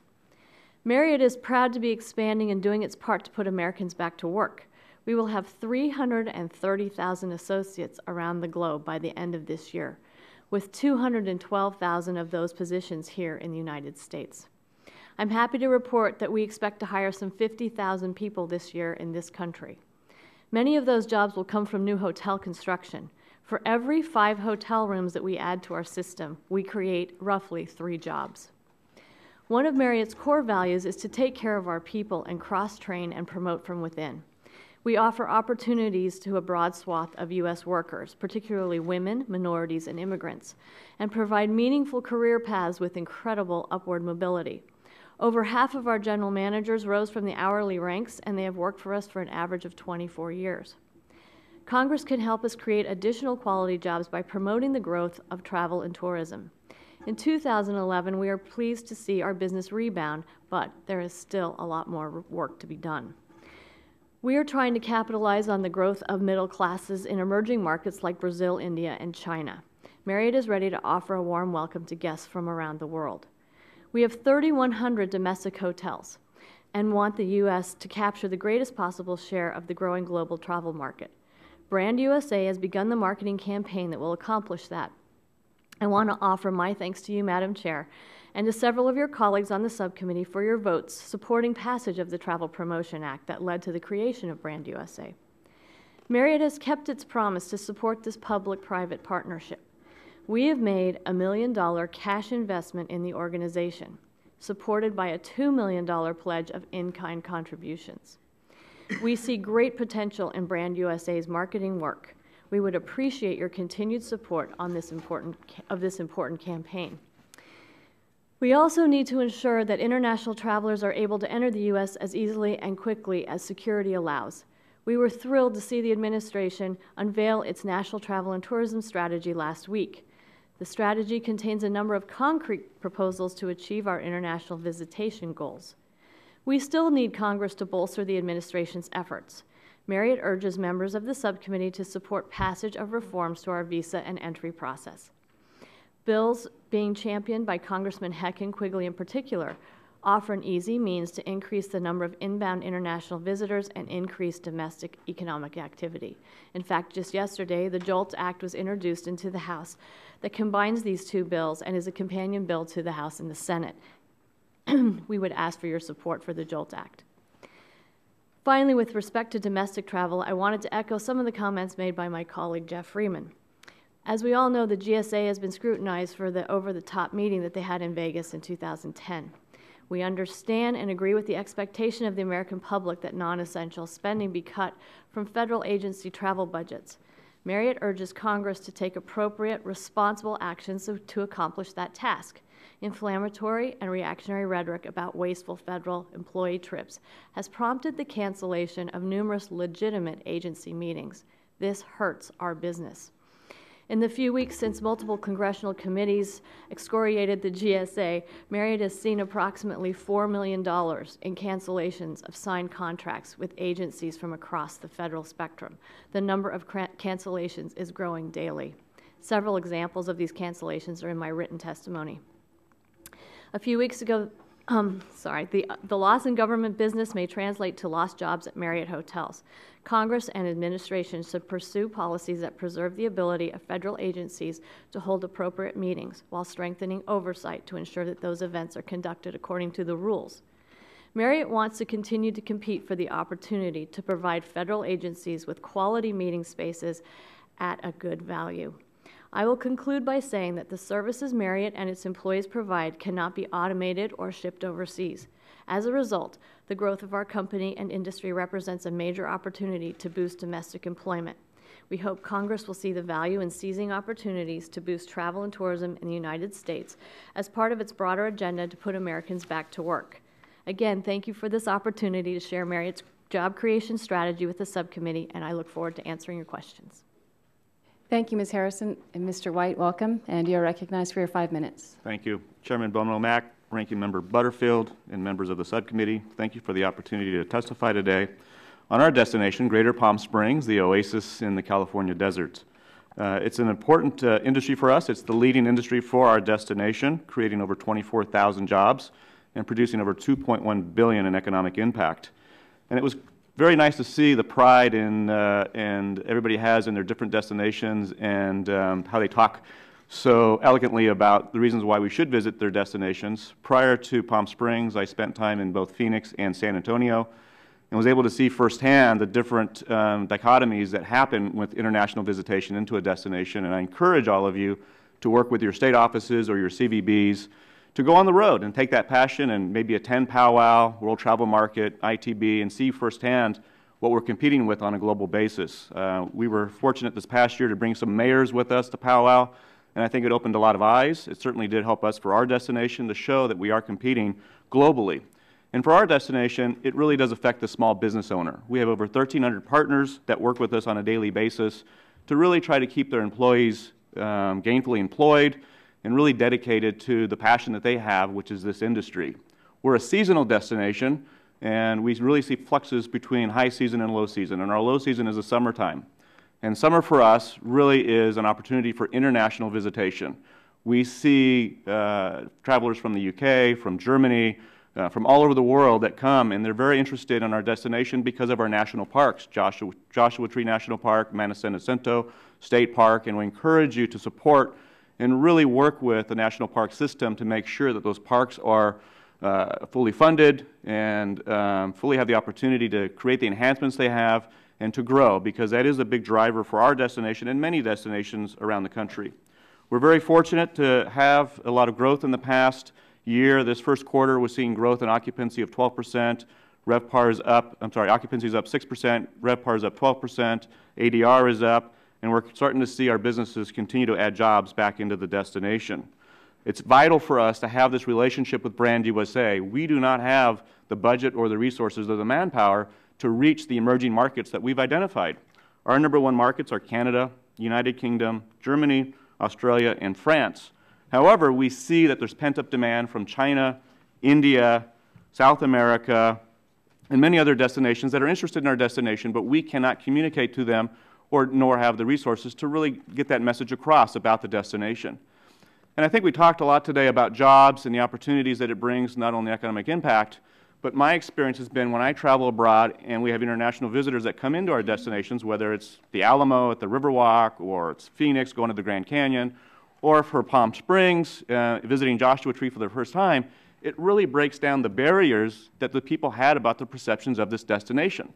I can't tell you how many times international travelers would come into the destination with this perception that we're this country that is not welcoming to international visitors. And once they meet our partners, they explore our destination, they have an opportunity to meet with us, have a relationship, develop friends, and create these acquaintances that really not only impacts us as a destination, but impacts our entire country. So we're very excited to be partnering with Brand USA. What it brings beyond marketing, I think, is an opportunity to re-invite people to our destination, re-educate them about the opportunities here. And we have found, and I have found through my experiences working at CVBs, both, again, in Phoenix, San Antonio, and in Palm Springs, is that when we have these opportunities to invite these individuals to our destination, they're not only coming as a consumer to spend money and shop and have a good time, but they're also business owners. They're also looking for opportunities to expand. They're also looking for opportunities to invest. And we're seeing more of that. So this is a great opportunity and tool for our country, our destination, and for us as a community to really work together to get the message across that we're a vibrant community, we're a welcoming community, and we have a lot to opportunity. So the services and support that Greater Palm Springs provide to our partners and community are vital to our destination's economy. We appreciate your time today and opportunity to share our viewpoint. We hope Congress recognizes the importance of tourism in the United States and will support programs that will increase travel and ultimately put more Americans back to work. Thank you very much. Thank you, Mr. White. Dr. Long, you're recognized for 5 minutes. Well, I do believe that the Travel Channel missed a great opportunity today, not being here to film all of your respective comments about your states. Chairman Bono Mack, Ranking Member Butterfield, and members of the committee, I do appreciate sincerely the opportunity to make comments today. My name is Pat Long. I'm the founding director of the Center for Sustainable Tourism, now located at East Carolina University.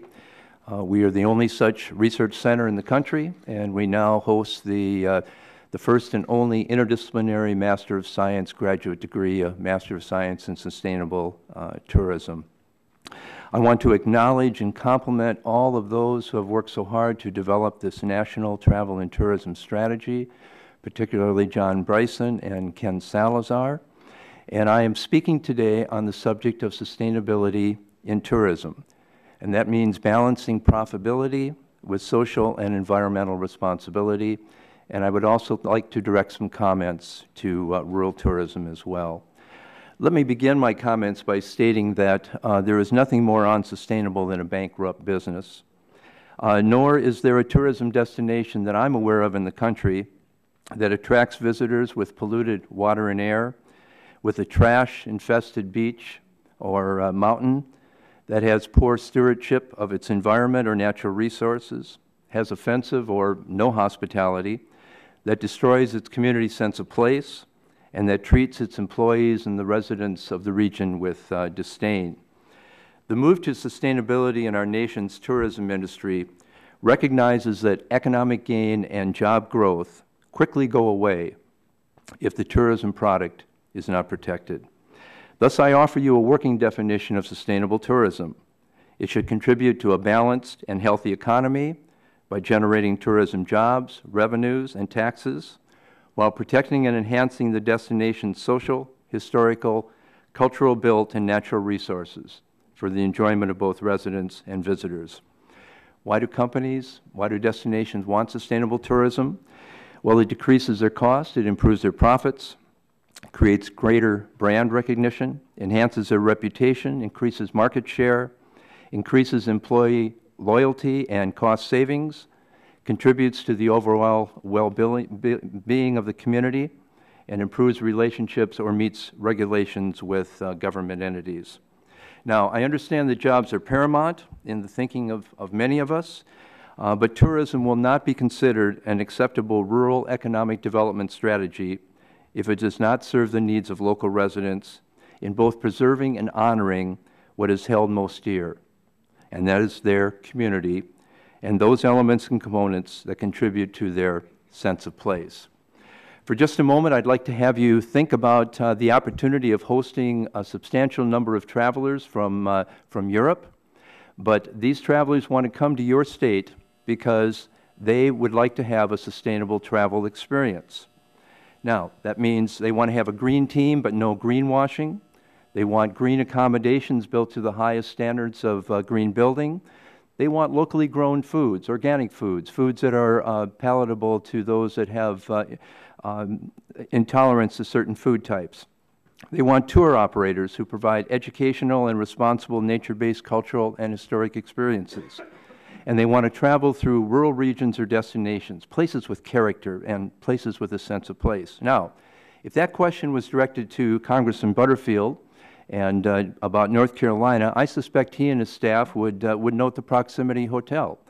That is the nation's first LEED certified at the platinum level property in the United States. It has cut its energy use by 40%, its water use by 30%. Its elevator, when it descends, generates energy that feeds back into the system. It has over 100 solar panels on its rooftop. Their staff would talk to you about Mother Earth Brewery and the Chef and Farmer in Kinston.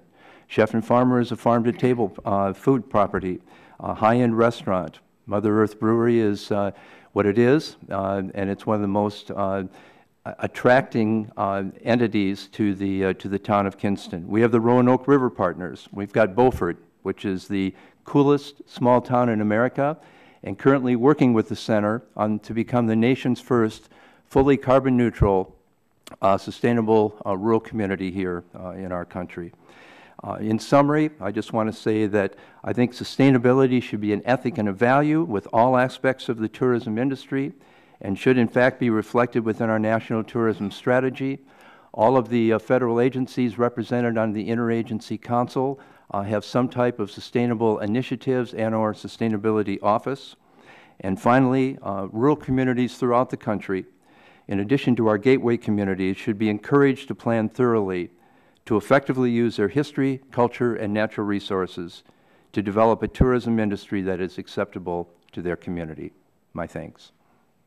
Thank you, Dr. Long, and I will recognize myself for 5 minutes for questioning, and I just want to start by saying that it's clear that we all share a very strongly held belief that USA is the #1 brand in the history of the world.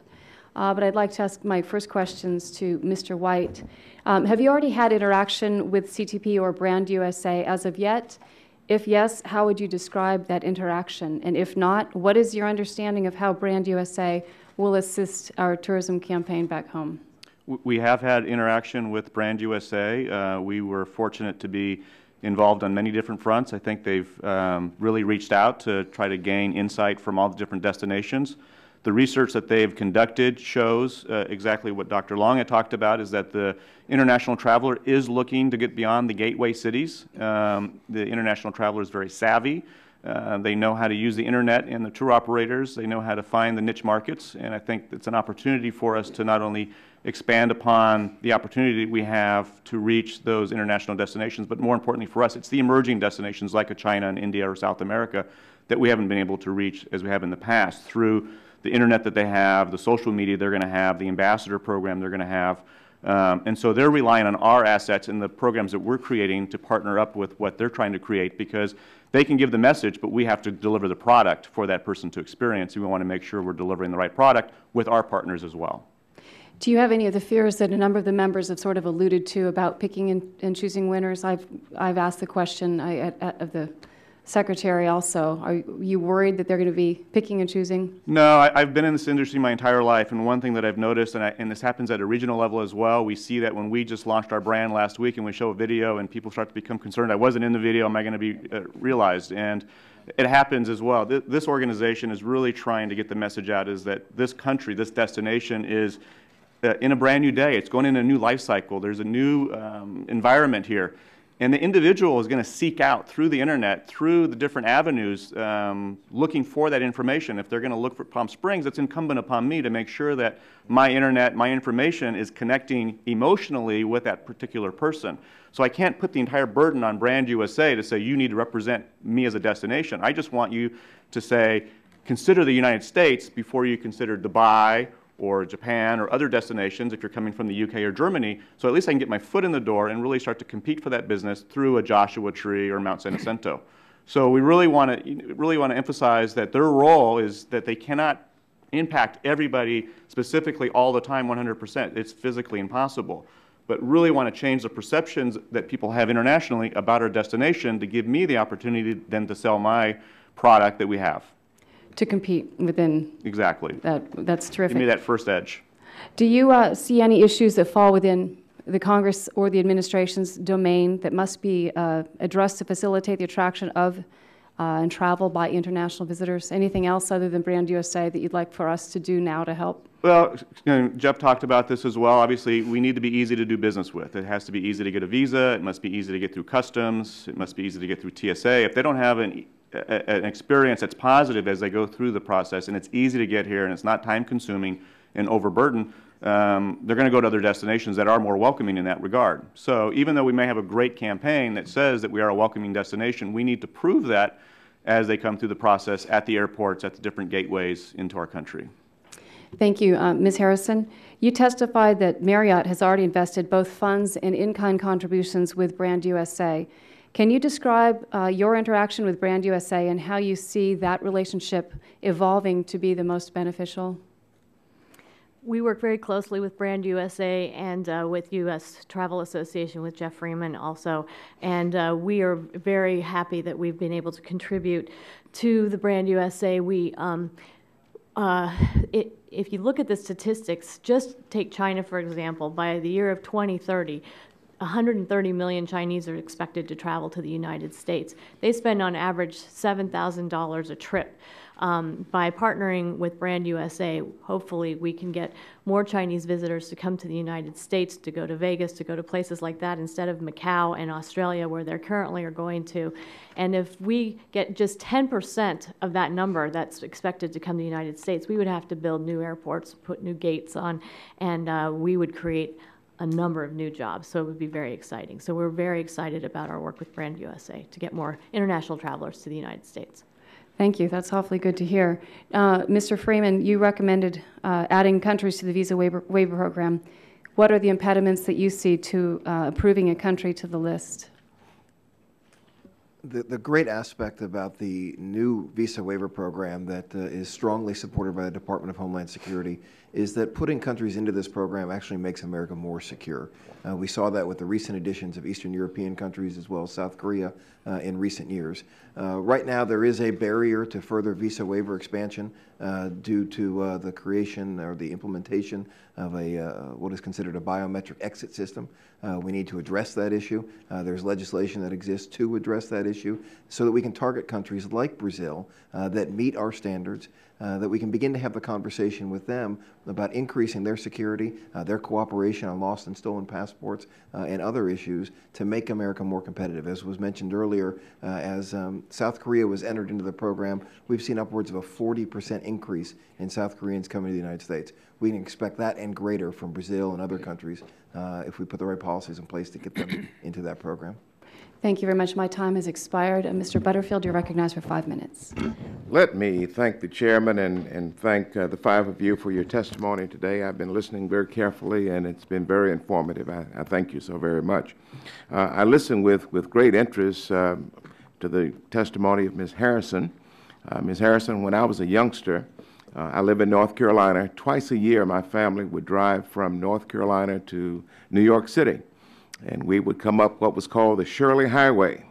They didn't have 95 or 395. It was the Shirley Highway. And in order to get to New York City, you had to go across the 14th Street Bridge on up to New York Avenue and make a right turn and right on through Baltimore and up to New York City. It was a 12-hour trip. Today it's 8 hours. But we would always break our trip at your grandparents' hotel. And it was $19 a night.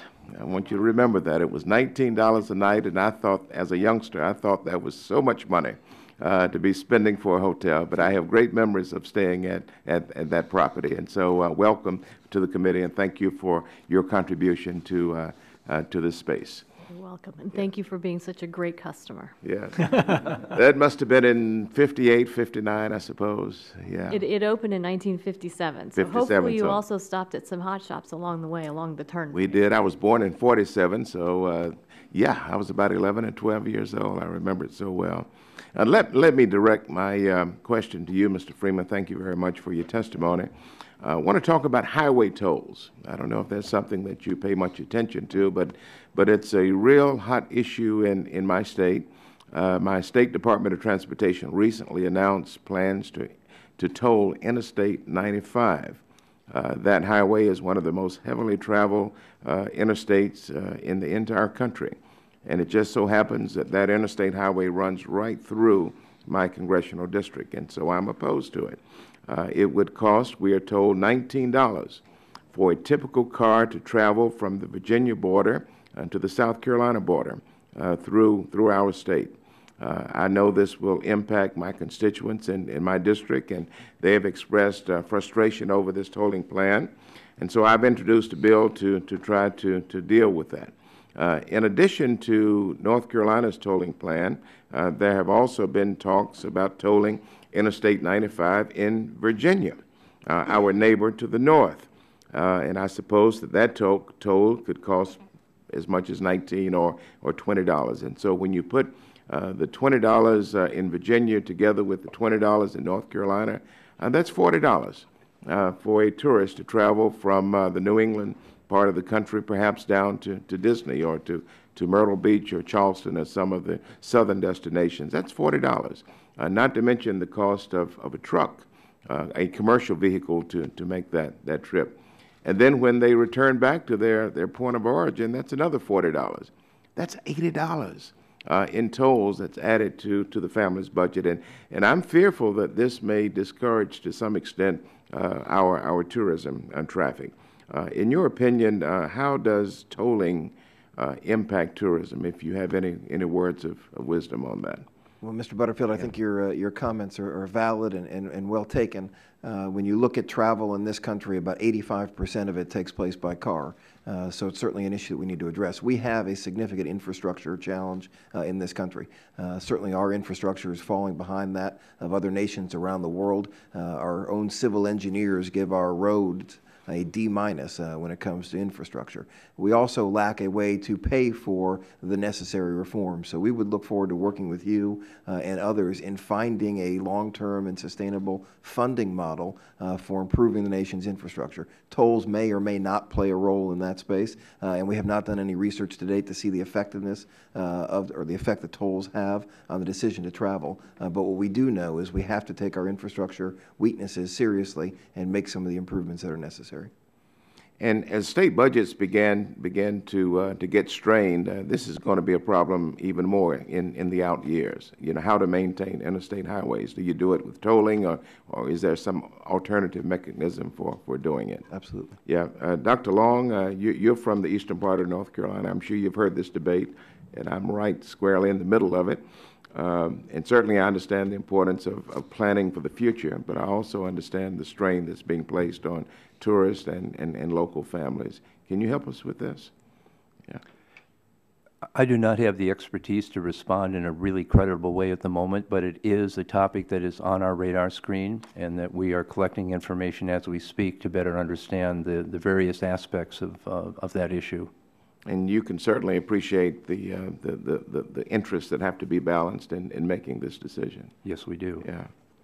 Again, Dr. Long, I was very interested to hear about how various businesses in the travel and tourism sector have taken to an ethic of sustainable tourism, not just because it is the right thing to do for the environment, but also because certain steps can save a great deal of money, even in the short to medium term. Is my time out? All right, I yield back. Hey, Greg. How are you? Good to see you. All right. The gentleman yields back. The chair will now recognize the gentleman from Texas, Mr. Olson, for 5 minutes. All right. I thank the chair, and welcome to the witnesses. Thank you for your time and your expertise today. And it's unfortunate that my colleague from Kansas had to leave a little bit early, but I can assure you, when I get to see him on the floor today, I'm going to tell him that while I was shamelessly promoting the Lone Star State, my slogan that, you know, Texas is like another country, I was indirectly promoting Kansas, because for about 9 years, the southwestern part of Kansas was part of the Republic of Texas, part of the country that was Texas. So if it's good for Texas, it's good for Kansas. My first question for you, Mr. Evans. You know, you mentioned in your opening statement that, you know, our share of international arrivals declined by 37% from 17% of the world market to 12.4% today. If we just maintain our market share over that period, you mentioned 467,000 American jobs would have been created. We want to ensure that everyone, rural and urban, benefits from Brand USA's marketing efforts, but we also need to make sure it operates beyond controversy and that we target true foreign destinations that foreign visitors want to go to. I mentioned in my comments earlier that Buffalo Gap, Texas, Perini Steakhouse there. That's a great destination. They'll even give you a cowboy hat. But very few people, I think, from overseas want to go to Perini's in Buffalo Gap, Texas. So what is the policy of Brand USA regarding the promotion of a particular location to make sure that we truly target where foreign tourists will visit? So I'm not sure it's policy, but our work pattern is that we will work with anyone and everyone and have interest in working with all states. In fact, we have a program under development right now with the state of Texas through Julie Chase, who is your head of tourism, and to make sure that we are co-marketing together to help her to approach the issues that she's dealing with and trying to increase international tourism by helping her expand her investments by, you know, adding her into some of the investments that we'll be making with our brand. So as far as, you know, individual towns are concerned, that's probably a more difficult issue because they really don't have the budgets to partner. So we would expect that they would look to Julie and the state of Texas to make sure they're partnering with Brand USA to extend their marketing reach as far as possible. So the states become the liaison between you and the people back home. The states and many CVBs. Outstanding. Great. Thanks. Question for you, Ms. Harrison. First of all, I want to thank you because the Marriott Hotel in the town center in Sugar Land, Texas, where I live, my home, is doing its share to promote international tourism. And let me explain that. I mean, a recent study found that the greater Houston area was the most diverse, ethnically diverse, large city in America. Number one. In Fort Bend County, where I live, was the most diverse part of the greater Houston area. In fact, this past Saturday, I was at a wedding there at the Marriott there in Town Center, and it was very. I was at the wedding. I was at another event, but there was a wedding going on, and these were Indian Americans, and many of those people had to get passports and had to come here, and they found a home at your hotel for a couple of days, and I thank you for that. The one thing you guys couldn't accommodate was the bride could not ride in on the elephant. You guys had no room for the elephant there. But you're doing your share. I mean, I just want to follow up on the comments that the chairman had when she was here. But how are you using Brand USA to coordinate with the federal offices that are involved in this process that are the first panelists mentioned? You know, federal government, we've got these offices, boards, all these groups out there. How are you communicating with them, with Brand USA, to make sure that the left hand knows what the right hand is doing, that you're not duplicating your efforts at Marriott, because you guys are doing great things?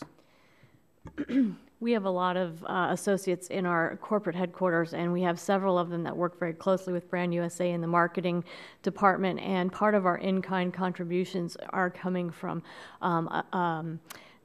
working with them on the marketing and putting things up on our websites, and we work in concert with them to help promote the United States as a destination through our channels. We have huge distribution channels with our reservation channels, and many people go online every year, and so we work with them to market Brand USA. So we have several people in our corporate headquarters that work very closely with them. We work closely with them on the policy pieces of it, trying to get our visas streamlined and the wait times down, and so that they can market that. Part of what Brand USA does that we find that's so valuable is that they also educate the traveling public as to what's expected when they go to the consulates. You know, the fingerprints have to be taken, those kinds of things. So they market, but they also educate, and we appreciate that.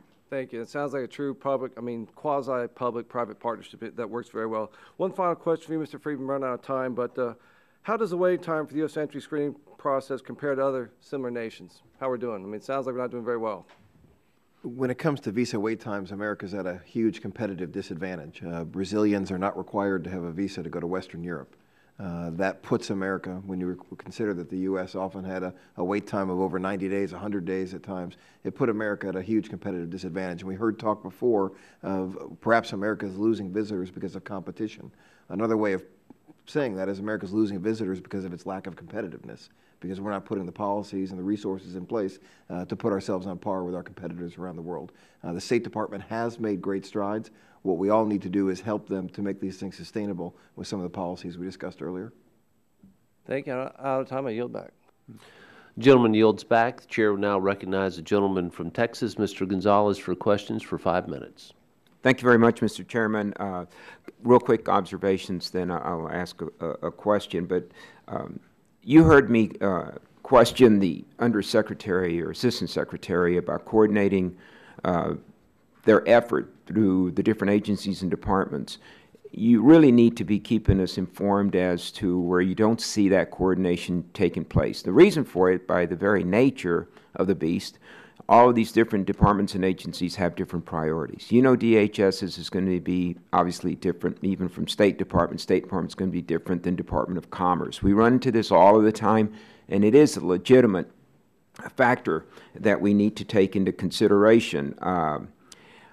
I heard you about government conferences, agencies and departments. You're going to see more of that. We are really cutting spending, both sides of the aisle. I mean, it's just going to be out there. So I think you need to prepare for that. And I see organizations and associations, bar associations and such, doing the same thing because of the teleconferencing that is out there, and it is cheaper. It has tremendous impact. Scott White will tell you, I'm from San Antonio. I don't have to tell you what the tourism and convention industry means to my city. I'm not happy about it, and yet I don't know how we're going to be able to resolve that. When we're talking about austerity measures and such, you need to be explaining that to your members of Congress, that there are real economic consequences to you, your business, and to jobs throughout America. You know, Mr. Long, you pointed something out. 2 weeks from today, at least I hope that I'll be in Northern California. The first thing I'm checking are all the state parks, hours of operation, maintenance, and everything else. It's not what it used to be. You're not real sure what's open anymore. And I know California may be unique in some ways, but I've been in New Mexico too. It is not the same, and that is a very, very real concern to me. Seeing the other thing on, of course, infrastructure. The truth is, we know what it would take. We're just not willing to pay for it. I've said this often, and I know that President Eisenhower set out to build an interstate highway system that has served us well to this very day.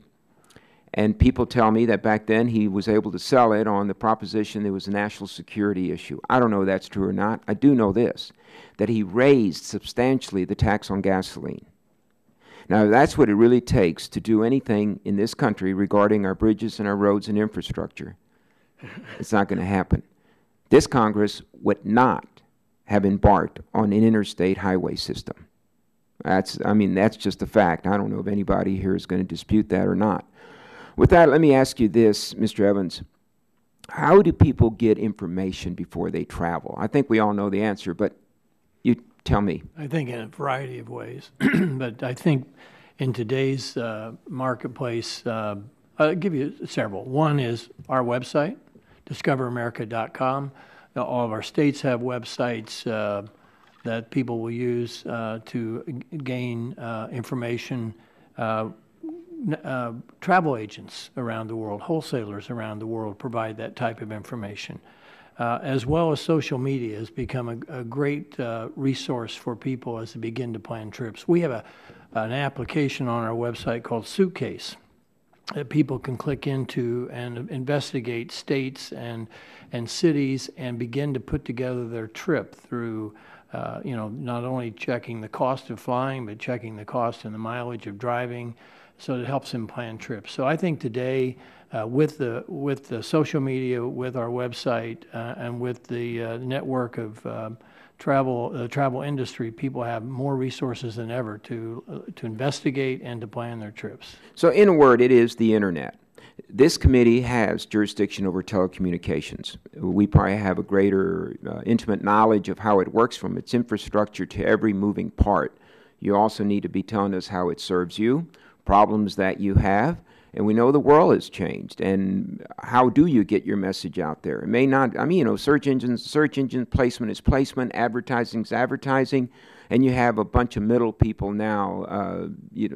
Basically, I could go to a Marriott website, but the truth is I've got all these brokers out there. And we need to understand that, and where you think we can be of assistance, you need to be telling us.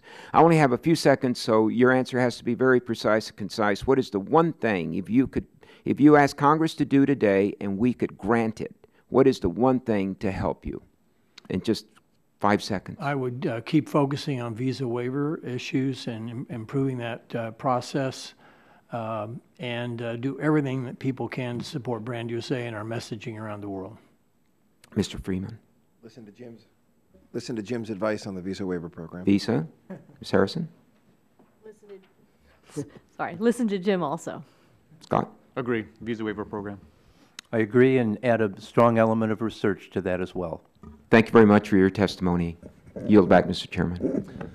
The gentleman yields back. Chair will now recognize himself for questioning for 5 minutes, and we thank each of you for being here. And I can assure you, despite my friend's comments about the interstate highway, it's clear that highways, roads, bridges have always had strong bipartisan support. It's imperative that we do that. But I would start with this, if I could, and ask Mr. Freeman, how much do gasoline and aviation fuel prices affect the type of travel we're talking about today? There's no doubt that as travel becomes more expensive, it has a consequence on how it's used. At the same time, however, we've seen that travelers are awfully resilient. We saw that as gas prices rose in 2007. We saw it again earlier this year as gas prices rose. When you look at that increase of even $1 a gallon, when you look at it over the cost of a trip, you may be adding $20 to the cost of your trip. Certainly, when you look at fuel prices, you have some serious issues there, and the fuel prices have led the airlines to put in place many new ancillary fees that drive certain costs of travel now. Those are certainly a concern for many travelers. We're particularly concerned about the issue of carry-on bag fees and the effect that that has, and it all starts with those fuel prices, the effect that has on the TSA experience. According to TSA, you've seen a $260 million cost to taxpayers because of the increase of 50% of bags coming through. When it comes down between an individual family that might be traveling versus, say, a group tour, does that gas at the pump have a bigger impact for that group tour? Well, it certainly could. The data tends to show that travelers are awfully resilient. Sure. But that's not an excuse for not finding a long-term energy policy. We certainly need to get that figured out. Certainly. And if there's a way to get gas prices back down, that's going to help tourism. That's a given? It will certainly help. Okay. All right. And if we're are the international travelers that when you're giving that response, you're referring to domestic as well as international travelers? I'm largely referring to domestic. The one thing we've seen with international travelers, even when the currency in the United States, when the dollar was weak, we weren't seeing the number of visitors that we needed. The visa policies, the entry policies, the promotion are the key things with international travelers. Great. Thank you, Mr. Freeman. Mr. Evans, have you identified any areas where the administration or Congress can assist in growing the number of international visitors by revisiting any particular regulations or laws other than the visa waiver? I'm not sure about regulations or laws, but we're working right now with the State Department and helping them to, them helping us to launch our promotions in country.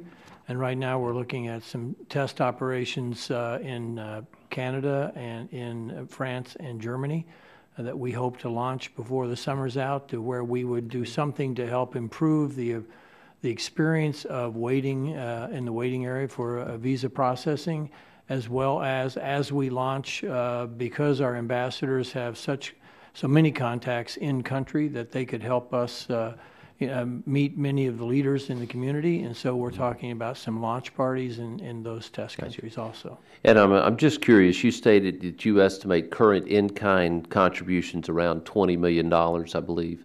It's a hard number to just hold to. I think in our pipeline right now, we're probably $31 million. But the process of valuing that at fair market brings it down somewhere near $20 million. Well, can you discuss what those in-kind contributions entail? It's a variety of things. It's everything from an airline seat or a hotel room, where we're given access to those assets to build travel packages around or to use internally for our own personal travel. We have a team of people going out to Marriott this Friday. I think it's our third meeting to begin talking about how we can create in-kind marketing opportunities. That ranges from everything, but from putting our logo on your advertising to your website to creating a 50-50 cooperative marketing opportunity. Got you. All right. At this time, I'll recognize the gentleman from Illinois, Mr. Kinzinger, for a question for 5 minutes. Thank you, Mr. Chairman. I have to echo what your comments you made about the interstate system. This is a majority that's been very supportive of infrastructure. I think it's important to say. But I thank you for the time, and I'm glad we're all on the same page when it comes to the importance of increasing our travel and tourism in the United States. Obviously, a very important industry. Increased travel achieves significant foreign policy objectives as well by introducing international visitors to our best goodwill ambassadors, which is our citizens. In fact, if you go out on the mall here in Washington, D.C., you are shown, many people from around the world that come and get their picture taken in front of a great symbol of what American freedom is, either it's the Capitol or the White House. Or any of the other landmarks. I'm a co-sponsor of the Welcoming Business Traveler and Tourists to America Act, which will remove the self-imposed barriers in the business and tourist visa application process that's presently discouraging travel to the United States, as we've talked about. I'm working to ensure that hopefully we'll see action in the House on this legislation before the end of the year. For a moment, though, I want to switch gears and turn our attention to U.S. citizens traveling abroad. I've been concerned about the health and safety of U.S. travelers abroad and ensuring that our consumers have important safety and health information when booking international travel online. I'm the lead sponsor of the International Travelers Bill of Rights, which is a bill that would require online travel operators to display certain health and safety services available at hotels, and it requires the State Department to update the record of overseas deaths of U.S. citizens from non-natural causes on a monthly basis, including locality. It's so much easier for consumers to book foreign travel online, and they may or may not be aware of the safety and health problems at a particular hotel or region that is present without this information. So my first question is to Ms. Harrison and Mr. Freeman. Do you believe that consumers have enough information when booking foreign travel at a hotel that is not U.S. owned or U.S. based? I'm not sure that I have the expertise to speak on that, but this has come up before, and our feeling is that you're able to contact if you go online and you book a hotel room at one of our hotels overseas, you are also able to contact that hotel and ask those pertinent questions that may concern you and may worry you. As far as having lifeguards at every pool and those kinds of issues, that's sort of done by a regional basis and a hotel-by-hotel basis. I think that the information is accessible online, and the customers are certainly welcome to call our general managers. And I don't think, necessarily American-based hotels, even overseas, are as big of a problem as what we see is hotels that are owned and operated overseas. I had a specific case of somebody in my district who lost a son, and this is information that would have been probably very handy to him. Mr. Freeman, do you have any input on this at all? We're an organization that's entirely focused on travel to and within the United States. I think your last comment is important, though, because the access to information is what will be difficult for many, perhaps, of those tour operators and others booking that travel overseas. If they don't have access to the information, it's going to become very difficult to share it. And I don't know if anybody else in the panel had any thoughts on it or anything. Okay. And do you believe the current State Department, it's probably along the same lines, you'll probably give me about the same answer, but do you believe the current State Department travel warnings and overseas death notifications are distributed in a manner that's useful in informing travelers of any unforeseen dangers? Anybody? Same basic answer on that. Okay. I think it's an important, and I understand where your all areas of expertise are, but I think it's something that obviously is very important when we talk about U.S. citizens traveling abroad, that they have that information available to them. So with that, thank you for your patience in coming in today, and I'll yield back. Gentleman yields back. I want to thank each of you for being here today. You've added some valuable insight and been a great resource for the committee. And we wish each of you well, and as we travel across the country, we hope we'll see you again. I remind members that they have 10 business days to submit questions for the record, and I ask the witnesses to please respond promptly to any questions they may receive. This hearing is now adjourned. Good job. Where is Palm Desert in relationship to Palm Springs? Right in the middle. Right in the middle. Yeah. Okay. I noticed that